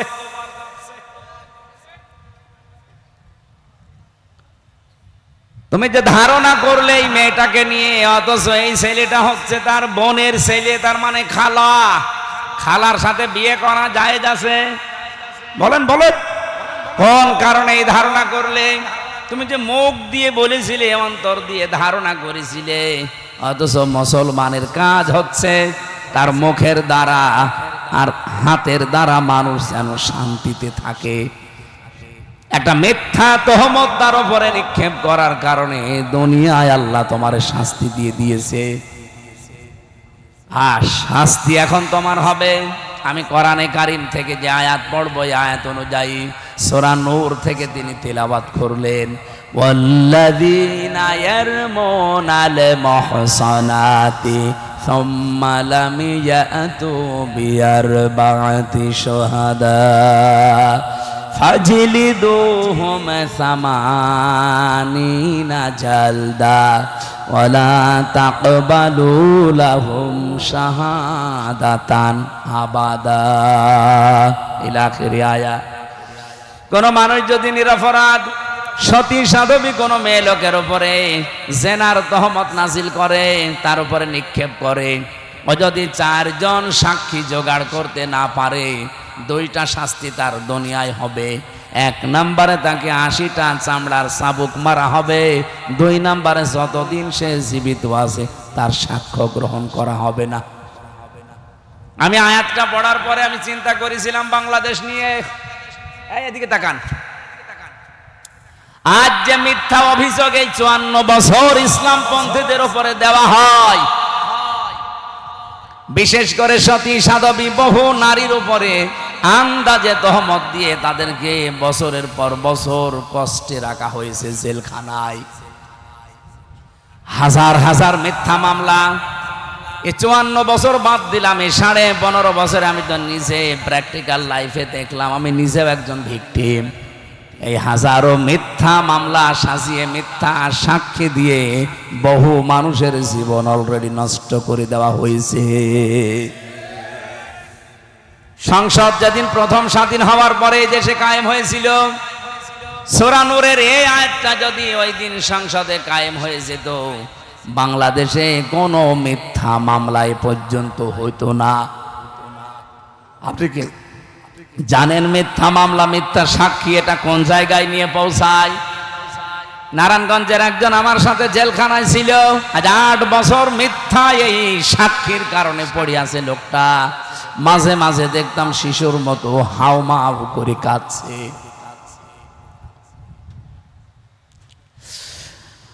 বাংলাদেশের মুসলমানেরা কান খাড়া করে শোনেন, এটা শুধু খুলনার জন্য বলছি না, সারা বাংলাদেশের জন্য। আগামীতে ইসলাম যদি চায় সত্যি, মিথ্যা মামলা মিথ্যা সাক্ষী চিরতরে বঙ্গোপসাগরে ঝাঁটা মেরে বিদায় করা হবে। আমরা তো চাই যারা মামলার আয়ু, আমার মামলার আয়ু ছিল আপনার এই খুলনা ফুলতলার। আল্লাহর ওলি আমার রিমান্ডে যেভাবে কষ্ট দিয়েছে, আমি কিয়ামত পর্যন্ত হায়াত পেলেও ভুলবো না। আমার মাথার চুল থেকে পায়ের তালু পর্যন্ত 1 ইঞ্চি জায়গা বাকি নেই যেখানে ওরা টর্চার করে নাই। শরীরটা আজ ভেঙে গেছে, আমি স্বাভাবিক এখন হতে পারি নাই শুধু রিমান্ডে অত্যাচারের কারণে। অথচ পোড়া ডাহা মিথ্যা জিনিস ওরা নিজেরাও জানতো। কাউন্টার টেররিজমে যারা দায়িত্বে ছিল গোপালগঞ্জের এই জারোর সন্তানগুলো, আসাদুজ্জামান, মনিরুল ইসলাম, আব্দুল মান্নান, আর আপনাদের খুলনায় বাড়ি শেখ ইমরান, ফুলতলায় বাড়ি। বাকি চিটাগাঙের আতিকুর রহমান ভইয়া, জাহিদ হোসেন, এরকম 12 জন আমার রিমান্ডে যেভাবে অত্যাচার করেছে মিথ্যা জিনিসের উপরে ভর করে, ওরা নিজেরাই এসে বলতো ওই মাটির নিচের ঘরে যে আপনার কোনো দোষ নেই, আমরা জানি। তা আপনি জানেন তো আমরা ছাড়েন না কেন? না, কিছু দেওয়া লাগবে না ভাই, নিয়ে যান, অন্য কাউকে দিয়ে দেন, আর এখানে আসবেন না। নিজে যেহেতু প্র্যাকটিক্যাল দেখেছি, এই জন্য আয়াতটা আমি এখানে সেট করলাম। এই মিথ্যা মামলা এবং মিথ্যা সাক্ষী যদি বাংলাদেশ থেকে বন্ধ করা যায়, আমার যতটুকু বাস্তবতায় জ্ঞান আমি দেখেছি, হাজারো মানুষ এই দেশে নিরাপদে চলতে পারবে। এখনো যারা আতঙ্কে আছেন যে মিথ্যা মামলা আমরাও খাই কিনা, মিথ্যা সাক্ষী আমাদের বিরুদ্ধেও জোগাড় হয় কিনা, বাঁচতে যদি চান আগামীতে ইসলামকে সংসদে পাঠান, নয়তো আবার গাড়া কলে পড়বেন। আমরা 15 বছর পড়েছিলাম, আপনিও পড়বেন। অন্য ধর্মের যারা আছে তারাও আতঙ্কে থাকে। আপনাদের হাতে পায়ে ধরে বলছি, এখনো বোঝার চেষ্টা করেন, ইসলাম ছাড়া নিরাপত্তা দেওয়ার অধিকার এই পৃথিবীতে কারো নেই। বহু মানুষ গলাবাজি করেছে, দাদাদের প্রেসক্রিপশন অনুযায়ী বহু মানুষ লাফিয়েছে, কিচ্ছু হয় নাই। ইসলামকে আপনি 5 বছর লাগবে না, 2 বছরের জন্য একটু এনে দেন। এই দেশে কোন ঔষধ কোন জায়গায় দেওয়া লাগবে ইসলাম ভালো করে জানে। এবার একটু এনে দেওয়া যাবে না? ইসলাম এবার সংসদে যাক, কারা চান দেখি? লিল্লাহে তাকবীর, লিল্লাহে তাকবীর।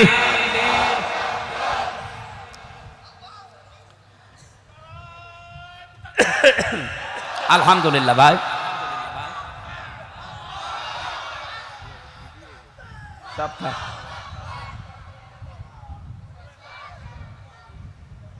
আমার মনে বড় আশা, আমি আল্লাহর ওলিকে দেখতে চাই, কিন্তু পাচ্ছি না। কোথায় যে আছে আল্লাহর ওলি? আমার রিমান্ডে চেয়ারে বসিয়ে হাত এভাবে বেঁধে, পায়ের সাথে বেঁধে। আমার আগে একজনকে নিয়ে যাচ্ছিল, ওনার বাড়ি চট্টগ্রামে, ছাত্র দলের ছেলেটা নিয়ে গেল, ভালো ছেলে। আসার সময় দেখি খোড়াতে খোড়াতে আসছে, হাতের এই নখ দিয়ে রক্ত পড়ছে। বললাম কি হয়েছে ভাই? মাটির নিচে তো কোনো আওয়াজও বাইরে যায় না। আমারে বলছে, হামজা ভাই, ভালো মানুষ তো নিয়ে গেল, দেখলেন? যাবার পরে এরকম একটা চেয়ারে বসিয়ে দিয়েছে, এই হাত হ্যান্ডকাপ দিয়ে আটকিয়ে দিল, দুই হাত পায়ের সাথে বেড়ি লাগিয়ে দিল, গলার সাথে একটা বেল্ট বেঁধে দিল, চোখটা কালো কাপড় দিয়ে বেঁধে দিল, একটা সুইচে টিপ দিল। এক টিপ মারলে নাকি 120 বার ঘোরে। মিনিটে যদি 120 বার ঘোরে, সেকেন্ডে কয়বার? বলেন বলেন, আপনি কল্পনা করেন তো নিজেকে ওই জায়গায়। একটা মানুষ সব বাধা চেয়ারের ওপরে, 1 মিনিটে আপনি 120 বার ঘুরবেন। আমার মনে হয় চোখ খুলে দিলে আপনি দুনিয়া 10টা দেখতে পাবেন। হাতের নখের গুলোর দিকে তাকিয়ে দেখি একটা একটা করে প্লাস দিয়ে নখগুলো সব তুলে ফেলেছে। পায়ের দিকে তাকিয়ে দেখি রক্ত ঝরছে, একটা নখও নেই। ওর অপরাধ কি? অপরাধ এতটুকু যে ও বিএনপির ছাত্র দলের লোক। ছাত্র দলের উপরে যদি এই হয়, ছাত্র শিবিরের কেন্দ্রীয় সভাপতি আমার আগে ছিল রিমান্ডে, জনাব দেলাওয়ার হোসেন। আল্লাহর এই বান্দাকে ফুটবলের মতো ওরা পিটিয়েছে। এই আসাদুজ্জামান নামে এই জারোর সন্তানটা আমারে নিজে রুমের ভেতরে চোখ বেঁধে চেয়ারে বসিয়ে আমারে বলছে, দেলাওয়ারকে আমরা ফুটবলের মতো পিটিয়েছি, লাথিয়েছি। এই মিথ্যা সাক্ষীর কারণে, মিথ্যা মামলার কারণে হাজার হাজার মানুষ এই দেশ থেকে অন্যায় ভাবে বিদায় নিয়েছে, তার জীবনটাও নষ্ট হয়ে গেছে। আগামীতে আবার এই সম্ভাবনা অনেকের জীবনে দেখতে পাচ্ছি। বাঁচতে যদি চান, এখনো ইসলামের হাতে দেশটা তুলে দেন, সবাই নিরাপদে থাকবেন। হিন্দু মহাজোটের মহাসচিব গোবিন্দ চন্দ্র পরামানিক, রাজবাড়িতে বাড়ি, সারা বাংলাদেশের হিন্দু মহাজোটের মহাসচিব লোকটা। সেদিন আমার সাথে দেখা হয়েছিল, বলছিল, হুজুর, ইসলাম যদি দেশে আসে, আমার বিশ্বাস বাংলাদেশের সব ধর্মের লোকেরা নিরাপদে থাকবে। সে একটা হিন্দু হয়ে বুঝে ফেলেছে, আর আপনি এখনো বোঝেন না। আশা করছি এবার বুঝবেন। এরপরেও যদি আপনার বোঝ না আসে, আমার মনে হয় আপনার বিবেকের ওপরে কুকুরে পোশাক করেছে। ও বলছে ঠিক।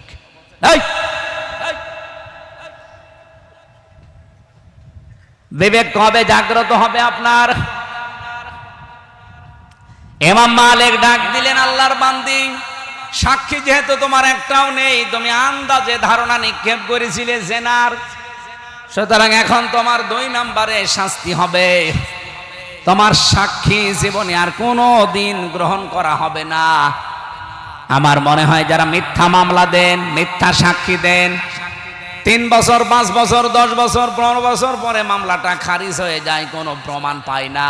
এই যে আমার মামলাটা 3 বছর কোনোদিন জামিন দেয়নি, অথচ আগস্টের 5 তারিখের পরে মামলা শুধু তুলতে দেরি, শুধু জামিন না, জামিনও দিয়েছে, মামলা খারিজ করে দিয়েছে।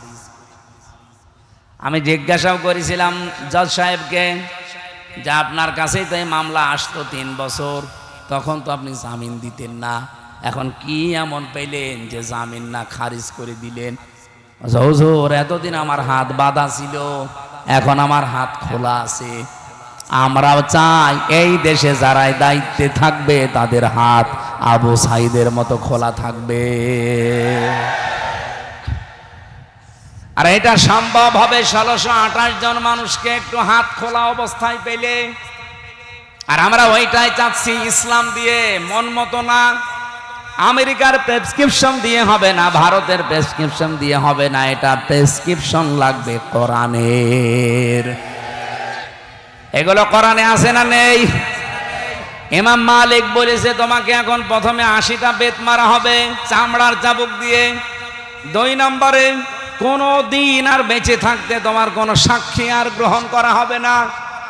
এই জন্য যাদের মামলা খারিজ হয়ে যায়, প্রমাণ হয় না, অথচ মাঝখানে তার জীবন থেকে 2-5 বছর 7-10 বছর কেটে যায় জেলখানায়, যেহেতু নিরপরাধ একজন মানুষ, যারাই মিথ্যা মামলা দিয়েছে ওই মামলার আয়ু থেকে সাক্ষী পর্যন্ত প্রত্যেককেই শাস্তির আওতায় আনা দরকার। এক কথা বলুন, এইটার নাম ন্যায় বিচার ছিল। আমার মনে হয় এই সিস্টেম যদি আগামীতে ইসলাম কায়েম করতে পারে, এই দেশে হাজার হাজার মানুষ মিথ্যা মামলা মিথ্যা সাক্ষী থেকে বেকসুর খালাস পেয়ে যাবে। 1,10,000-এর মতো মানুষ এখনো জেলখানায় আছে সারা বাংলাদেশে। আমার মনে হয় 10,000 মানুষও জেলখানায় থাকার কথা না। আমার সাথে যারা ছিল 100 জনের প্রায় 70 জন নিরপরাধ। আমি তো হিসাব করে দেখতাম, বিশেষ করে বিডিআর যারা, এরা 100 জনের 98 জন নিরপরাধ, 2-1 জনের অপরাধ থাকতে পারে, ওটা স্বতন্ত্র, বাকিগুলো সব এই দাদাদের চক্রান্ত। আমার খুলনাবাসী ইমাম মালিক বললেন, জল্লাদ চামড়ার চাবুক নিয়ে একটা একটা করে 80টা মহিলার পিঠের ওপরে বেত লাগাও। 79টা হয়ে গেছে, কিন্তু হাত খোলে না। জল্লাদ এসে বলে, হুজুর আর একটা বাকি আছে, কিন্তু হাত খোলে না। ইমাম মালিক বললেন, কোরআন আমি 100 ভাগ বিশ্বাস করি, এটা কোনদিন মিথ্যা হবার না। তোমার একটা যখন বাকি আছে, এবার আর আন্দাজে না, তুমি বিসমিল্লাহ বলে বাকি চাবুকটা নিক্ষেপ করো। উনি বিসমিল্লাহির রহমানির রহিম বলার পরে তিনি আঘাত করলেন, সঙ্গে সঙ্গে হাত চট করে খুলে গেছে। আমি তার জীবনী পড়তে গিয়ে এটা পেয়েছি, পৃথিবীতে কোনো পাপের শাস্তি যদি হয়ে যায়, কিয়ামতের দিন আল্লাহ ওই পাপের জন্য ডবল করে আর বিচার করে না। এই জন্যেই 54 বছরে যে পাপের শাস্তিগুলো অনেকেই নিজে ইচ্ছা করে অপরাধ করেছেন, পাপ করেছেন, তাদের শাস্তিও এই জমিনে হওয়া দরকার। আমার তো 100 ভাগ বিশ্বাস, এই 54 বছরের ভেতরে, এর আগের ইতিহাস বাদ দেন, কারণ ও সময় আমাদের জন্ম হয়নি। আমার জন্মে দেখা এই 24, কথা বলেন না কেন? আমি তো আর 71ও দেখিনি, আমি তো আর 47 দেখিনি, আমি তো 52 দেখিনি, আমি 24 দেখেছি। সুতরাং এই 24-এর অপরাধীরা একটাও যেন ছাড় না পায়। আগেরটা যারা হয়েছে ওগুলো বাদ দেন, ওরা অনেককে মাফ করে দিয়েছে, অনেককে জাতি ক্ষমা করেছে, কিন্তু 24-এরটা জাতি এখনো ক্ষমা করেছে। আমরা চাই এই দৃশ্যমান বিচার খুব তাড়াতাড়ি যেন আমরা দেখতে পাই। কত মানুষ শুধু নির্বাচনের জন্য একেবারে পাগল হয়ে গেছে।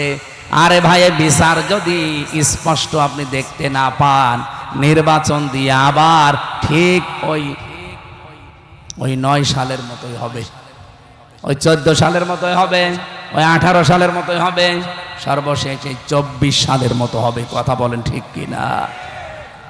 আমরা চাচ্ছি এদেশে আর কেউ যেন মিথ্যা তহমত কারো উপরে দিতে না পারে। এটা আল্লাহর কাছে সবচাইতে বড় ঘৃণিত এবং রাগান্বিত বিষয়। সূরা নেসার 113 নম্বর আয়াত 12 নম্বর আয়াতে এই তথ্যটা আছে, অমাইয়াকাসিব খাতিয়াতান আও ইসমান সুম্মা ইয়ারমি বিহি বারিআন ফাকাদ হিতামালা বুহতানা ওয়া ইসমান মুবিনা। রব্বুল আলামিন বলেন, বহু মানুষ এমন দুনিয়ায় আছে নিজে অন্যায় করে, আর কাজটা যখন হয়ে যায় তখন একটা নিরপরাধ মানুষের ওপরে দোষটা চাপিয়ে নিজে সাধু সাজে। এই চরিত্র বাংলাদেশে আছে না নেই? আপনি টের পাচ্ছেন না কত বড় অপরাধে আছেন? রাজনৈতিক প্রতিহিংসার কারণে আজ এটা বেশি করছে অনেকে। কথা বলে না কেন? রাজনৈতিক শুধু প্রতিহিংসার কারণে একজনকে কালার করার জন্য, ডাউন করার জন্য এমন এমন মিথ্যা তহমত তার উপরে চাপিয়ে দিচ্ছে যেটা শয়তান পর্যন্ত বিশ্বাস করে না। আশা করছি এই সংস্কৃতি বন্ধ হবে, এই দায় চাপানোর সংস্কৃতি। এতদিন করতো এক দলের লোক, এখন দেখছে আর দলের লোক উঠে পড়ে লেগেছে, কিছু হলেই অমুকের উপরে দায় চাপিয়ে দাও। হ্যাঁ, কথা বলে না কেন? এ সিস্টেম নেই দেশে। যে যাই করুক না কেন অমুকের উপরে দায় চাপিয়ে দাও। মনে হচ্ছে ওরা দুনিয়ায় দায় নেওয়ার জন্য জন্ম নিয়েছে। অথচ 1977 সালে প্রতিষ্ঠিত হওয়ার পর থেকে এই 25 সাল পর্যন্ত তাদের একটা কোন সদস্যের বিরুদ্ধে, কর্মীর বিরুদ্ধে ধর্ষণের কোনো মামলা সারা বাংলাদেশে নেই। যারা আজ নারীর পক্ষে কথা বলে নিজেদেরকে সফি সাজাতে চান, তাদের বিরুদ্ধে মামলা 30টার উপরে ধর্ষণের। বাকিগুলো তো বললামই না। আশা করছি আপনারা এই কথাটা এখন বুঝবেন।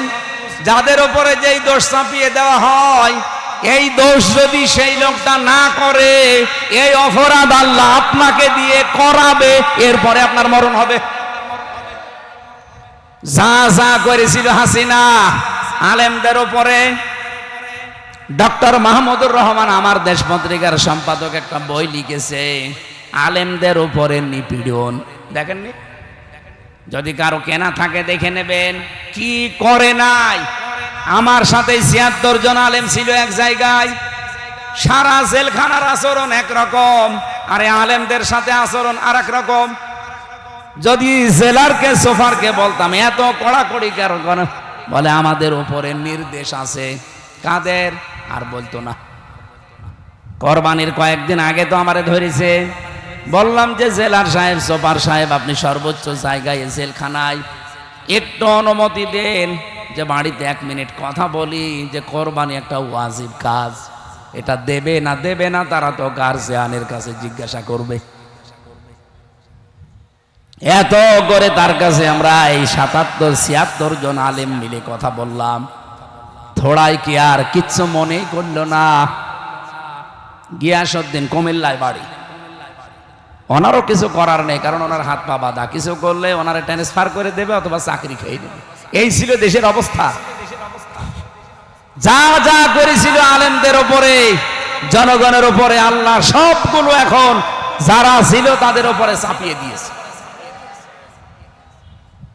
কোরআনে কারিমের একটা আয়াত বেশি বেশি মনে পড়ছে, সূরা আনআম 30 নম্বর আয়াত। এদিকে তাকান। قد خسر الذين كذبوا بلقاء الله حتى إذا جاءتهم الساعة।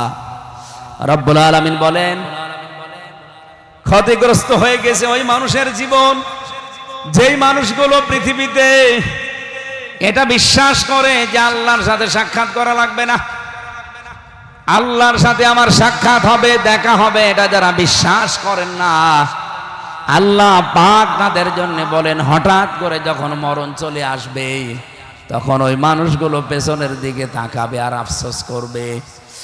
ক্বালু ইয়া হাসরাতানা আলা মা ফাররাতনা ফিহা।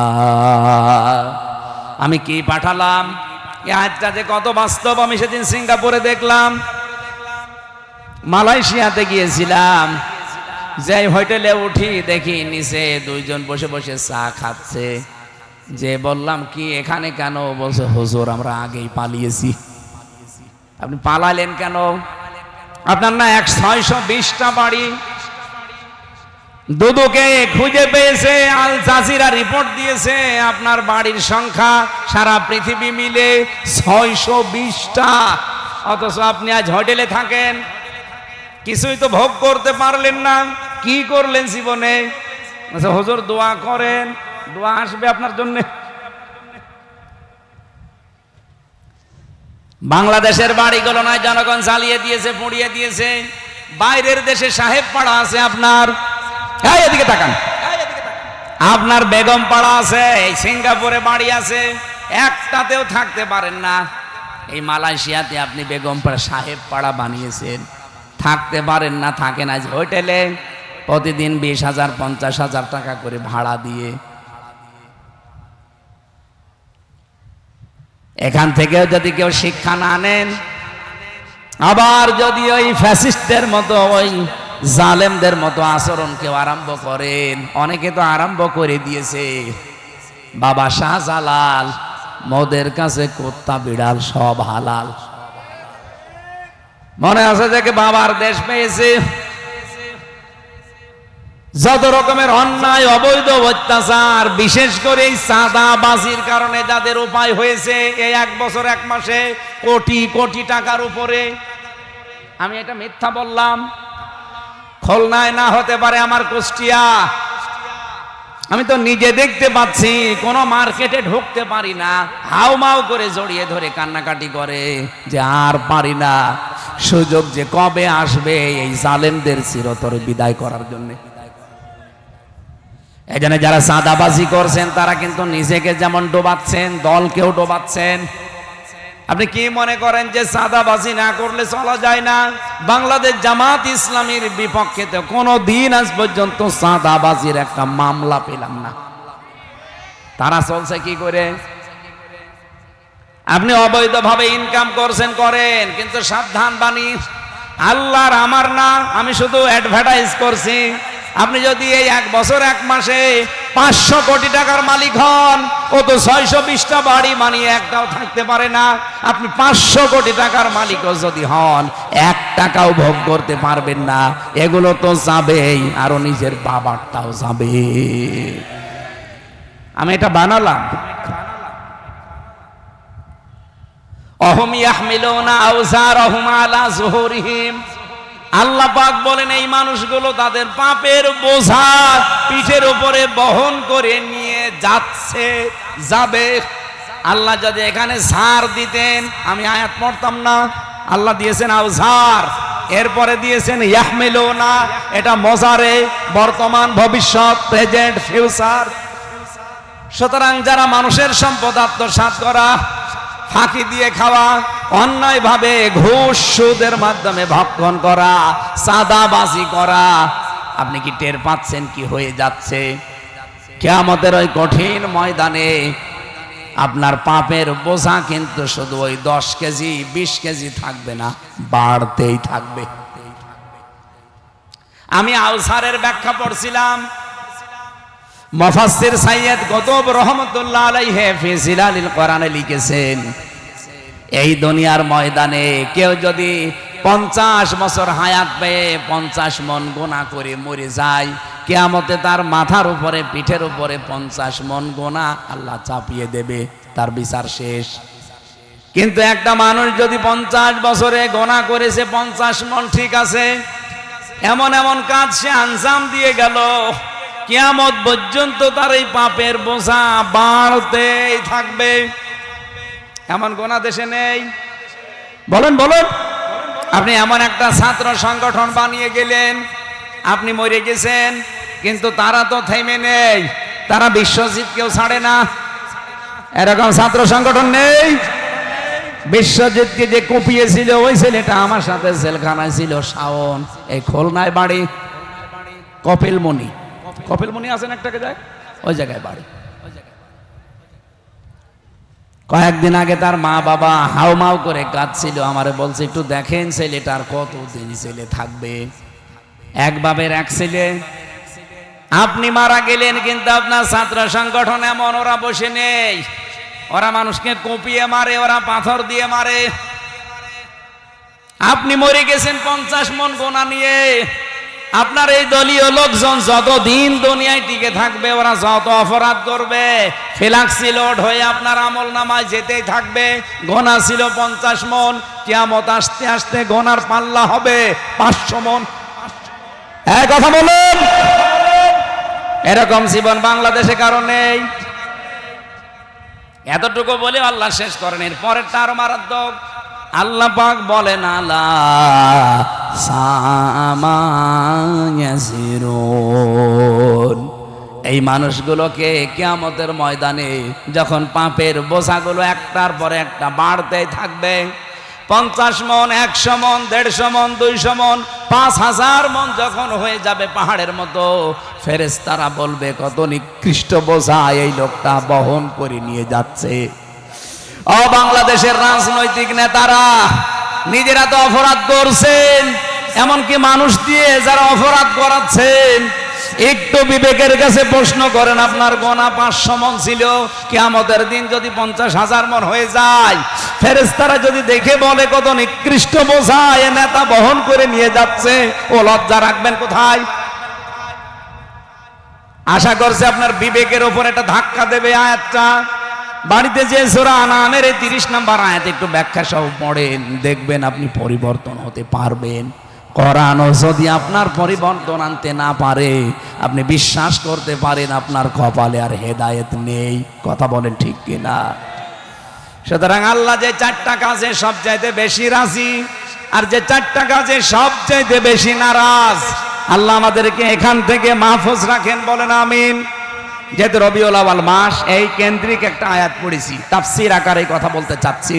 সূরা আনামের 50-51 নম্বর আয়াত।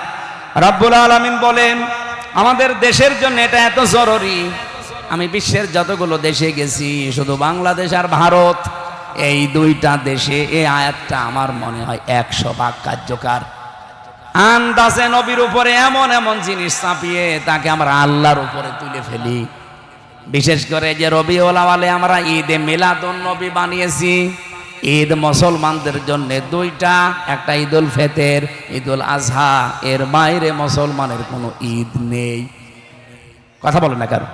সুতরাং ঈদে মিলাদুন নবী এই খুলনা বিভাগে পালন হয়েছে কিনা আমি জানি না, যদি হয় আগামী বছর থেকে আর হবে না ইনশাআল্লাহ, কারণ এটা স্পষ্ট বেদাত। আপনি কোথায় পেয়েছেন এ ভণ্ডামি?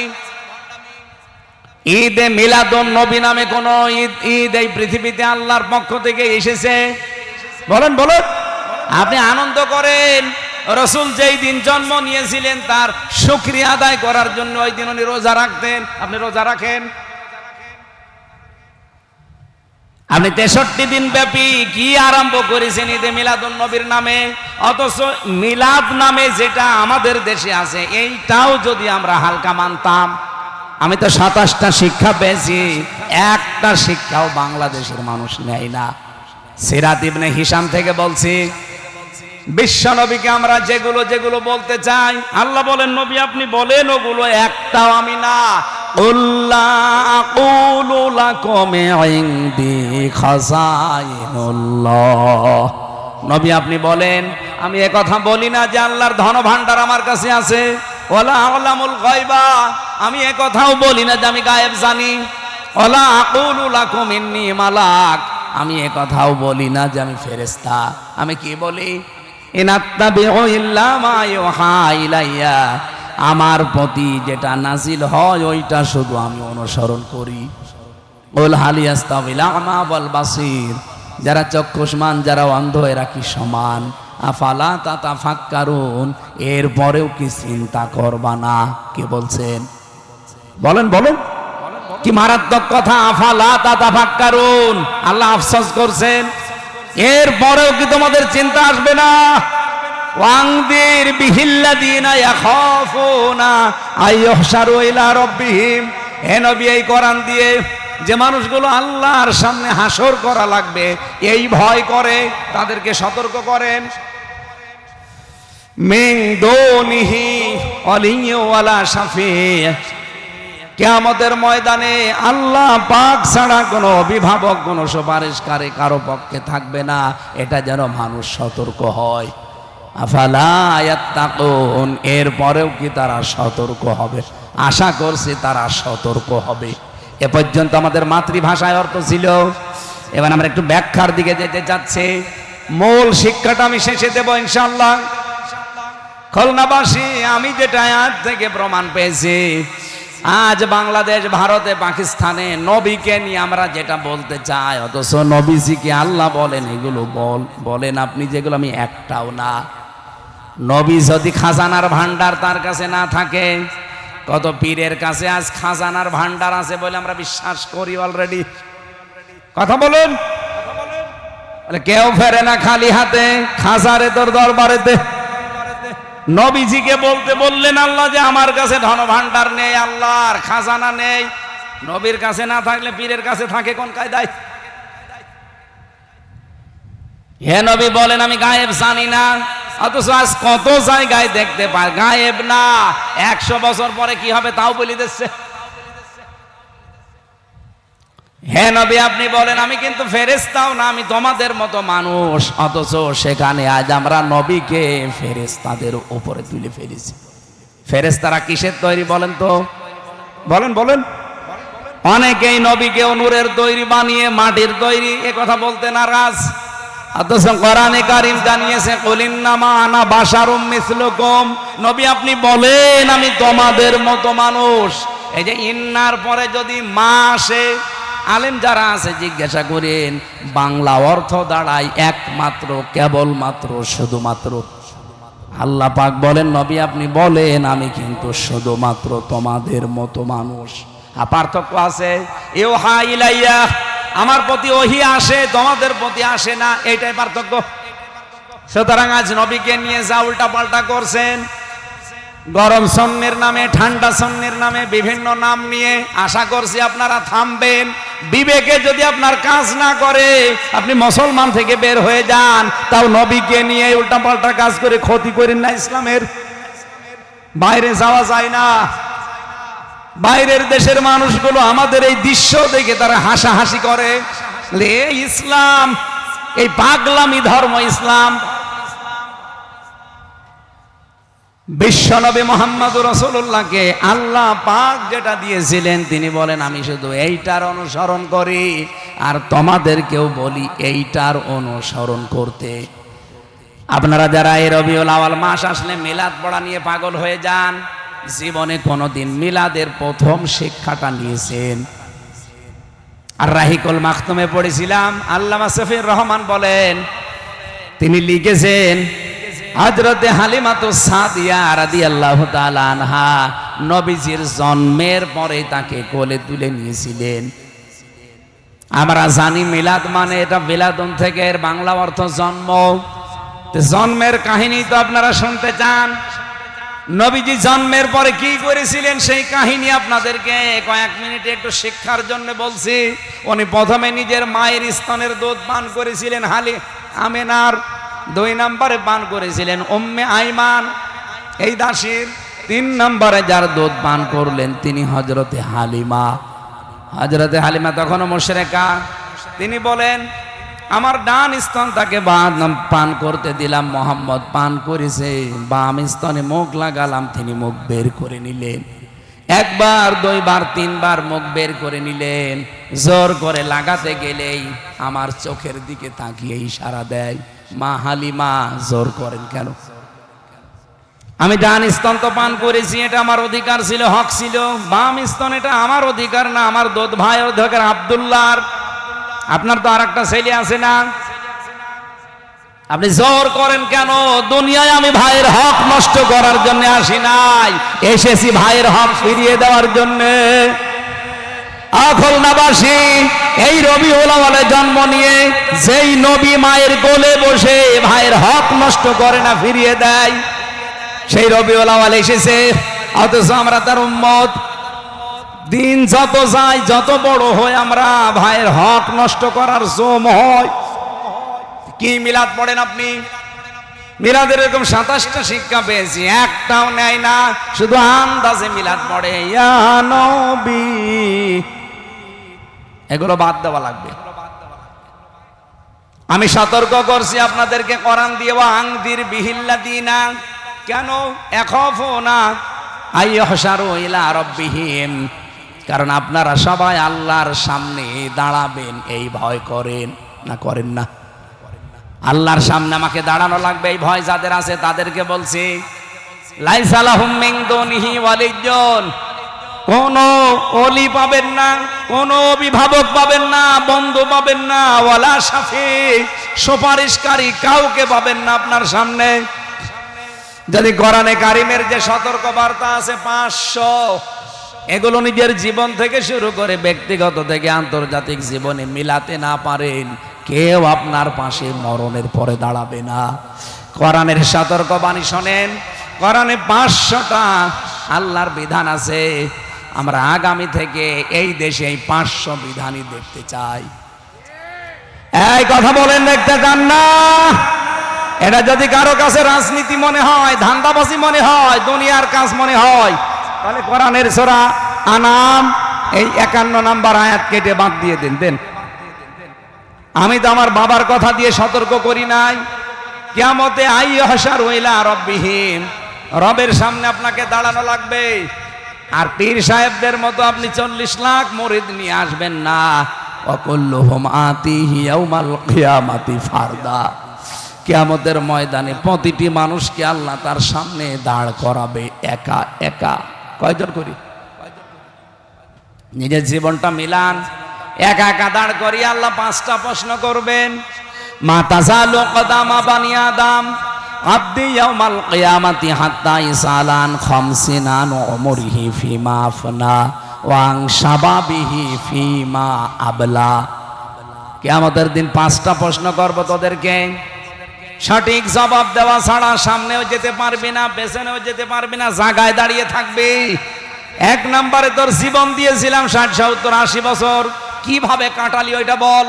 2 নম্বরে যৌবন দিয়েছিলাম, এটা কোথায় কাটিয়েছিস বল। ও বাংলার যুবকেরা, সামনে কিন্তু সময় আসছে যৌবনের কঠিন সিদ্ধান্ত নেওয়ার। এবার যদি ভুল করেন সারা জীবন বেকার থাকবেন। আর ইসলামের হাতে তুলে দেন, আপনার কর্মসংস্থানের দায়িত্ব ইসলামের। বাংলাদেশের যুবকেরা বাইরে যেয়ে দেখি রাস্তা ঝাড়ু দেয়, টয়লেট সাফ করে, থালা বাসন ধোয়, অথচ এই যুবকদের এই দেশে হাজার হাজার লক্ষ লক্ষ কর্মসংস্থান তৈরি করার পরিবেশ আছে। শুধু নেতাগুলো সৎ হওয়া লাগবে। সেদিন এই আমেরিকাতে এক মন্ত্রীর সাথে দেখা, উনি বলছে হুজুর আমি ভালো হয়ে গেছি। এই দেশে যে বাজেট হয়, আপনারা তো সামনে ইসলামকে নিয়ে যেতে চান, জনগণকে জানাবেন 100 টাকা যদি বাজেট হয় রাস্তার জন্যে, 3 টাকা খরচ হয়, আর বাকি 97 টাকা আল্লাহর ওলিরা খেয়ে ফেলে। আমরা আগামীতে এরকম ওলিদের হাতে দিতে চাই। বলেন বলেন, যারা 100 টাকার 97 টাকা খেয়ে ফেলবে, 3 টাকার কাজ করবে, এরকম মানুষ দিতে চান? যারা 100 টাকার 100 টাকায় কাজ করবে। আমিরে জামাত ডাক্তার শফিকুর রহমান এই ঘোষণায় মহাসম্মেলনে দিয়েছিল, মহাসমাবেশে তার সর্বশেষ ঘোষণা ছিল, জামাত ইসলামী থেকে যদি কেউ এমপি হয়, মন্ত্রী হয়, যা বাজেট হবে ওইটাই সে খরচ করবে। এর চাইতে বলার আর বেশি কিছু নেই। এরপরেও যদি দেশের মানুষের আস্থা তৈরি না হয়, আমার মনে হয় এই দেশের মানুষ দিয়ে আর হবে না, ফেরেশতা লাগবে। ফাত্তাবিউস সিরাতাল আযম, ইবনে মাসউদ থেকে বর্ণিত, নবীজি বলেন, যাদের দ্বারা ইসলাম কায়েম হওয়ার সম্ভাবনা দ্রুত, তোমাদেরকে আদেশ দিলাম সেই দলকে সাপোর্ট করবা, পেছনে থাকবা, ইত্তেবা করবা। বাংলাদেশে যত দল কাজ করছে, আমার পর্যবেক্ষণ, আমার অবজারভেশন এইটা, বাংলাদেশে ইসলাম তাড়াতাড়ি কায়েম করতে পারে এই মুহূর্তে বাংলাদেশ জামাত ইসলাম। আপনি দেখেন, ইউনিয়নের এই মেম্বার থেকে একেবারে আন্তর্জাতিক পর্যায় পর্যন্ত প্রত্যেকটা জায়গায় তাদের সৎ এবং যোগ্য লোক ঠিক করা আছে। অন্য কোন দলের হাতে দিলে এই পরিমাণে আপনি পাবেন না, তাদের লোকও নেই। এই কথা বললেন না কেন? এটাকে আপনার কাছে রাজনীতি মনে হচ্ছে? এই হাদিস ফাত্তাবিউস সিরাতাল আযম, যাদের দ্বারা দ্রুত ইসলাম কায়েম হওয়া সম্ভব, এই উম্মতদেরকে আমি আদেশ দিলাম তাদের পেছনে থাকবা। এই আদেশকে আমি বানালাম, নবীর কথা আমি অ্যাডভার্টাইজ করেছি। কোরআন দিয়ে সতর্কবার্তা এখানে 500টা ছিল। সকাল থেকে আমার প্রোগ্রাম আবার শুরু, 11:30 পার হয়ে গেছে, আর কথা বলা ঠিক হবে না। আজকে যতটুকু বলেছি এতটুকু আমল করার তৌফিক কামনা করছি। আল্লাহুম্মা আমিন। লা ইলাহা ইল্লা আনতা সুবহানাক ইন্নী কুনতু মিনাজ জালিমিন। রব্বানা যালামনা আনফুসানা ওয়া ইল্লাম তাগফির লানা ওয়া তারহামনা লানাকুনান্না মিনাল খাসিরিন। এই মোনাজাতটা বসে করেন, যেখানে আছেন বসে মোনাজাতটা করেন। ভাই বসেন, বসে। রব্বুল আলামিন, খুলনা জেলার দিকে তাকাও। এই দৌলতপুর থানা লক্ষ লক্ষ নারী পুরুষেরা আমরা এক জায়গায় হাজির হয়ে রবিউল আউয়ালে কোরআনে কারিম থেকে কয়েকটা কথা শুনেছি। কিসে তুমি বেশি খুশি, কিসে তুমি বেশি নারাজ, এ কথাগুলো আমরা শুনলাম এবং মেনে নেওয়ার সিদ্ধান্ত অলরেডি নিয়ে ফেলেছি। বলেন আমিন। আল্লাহ তাআলা যতটুকু বলেছি আমি মন থেকে বলেছি, ইখলাস নিয়ে বলেছি, সততার সাথে বলেছি। আমাকে সহ প্রত্যেককেই মেনে চলার তৌফিক দাও রব্বুল আলামিন। এই মাহফিলের আয়োজন করতে গিয়ে এত বড় বিশাল আয়োজনে যারা শ্রম দিল, কত যুবক এই মাহফিলের জন্য আজ 1 মাস ধরে পরিশ্রম করছে। আজকে এক যুবক স্বেচ্ছাসেবক তার মাকে অলরেডি হারিয়ে ফেলেছে আজকের এই দিনে। আল্লাহ তাআলা এই মাহফিল চলাকালীন তোমারও বান্দি তোমার হাতে ধরা দিয়েছে। ওই মায়ের পেটে যে স্বেচ্ছাসেবক জন্ম নিল, যারা কোরআনের খেদমত করে, এই ছেলেটার ওসিলায় মাকে মাফ করে দাও। আজকের এই বিশাল 2 দিনের আলোচনার সওয়াব তুমি নবীজির রওজায় পৌঁছিয়ে দাও। মাটির নিচে যারা ঘুমিয়ে আছে আল্লাহ এদেরকে মাফ করে দাও রব্বুল আলামিন। আমি সহ যারা অসুস্থ আছি আমাদেরকে শেফায়ে কামেলা আজেলা নসিব করো। 3টা বছর জালেমের এই জিন্দানখানায় এমন কোন টর্চার নেই যারা আমার এই শরীরের উপরে করে নাই। আমার শরীরটা নষ্ট করে দিয়েছে। আল্লাহ দোয়া করি এই হাজার হাজার লক্ষাধিক মানুষ নিয়ে আগের যে অবস্থায় ছিলাম সেই 20 সালের দিকে রব্বুল আলামিন মেহেরবানি করে আমার ওই শরীর, ওই কণ্ঠ তুমি আবার আমাকে ভিক্ষা দাও। তোমার কোরআনের কথাগুলো, নবীর হাদিসের কথাগুলো সহজ সরল ভাষায় তোমার বান্দা বান্দীদের শোনাতে পারি।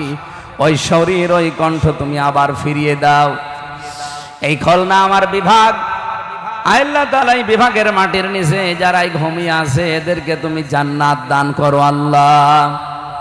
এ বিশাল আয়োজনে যারা শ্রম দিল, আমার কামরুল গাজী ভাই দোয়া চেয়েছে, মোশাররফ ভাই দোয়া চেয়েছে, আজকের মাহফিলের সম্মানিত সভাপতি আল্লাহ তাআলা বিশিষ্ট সমাজসেবক তোমার এই গোলামও দোয়া চেয়েছে, মেহেরবানি করে তাকে কবুল করো।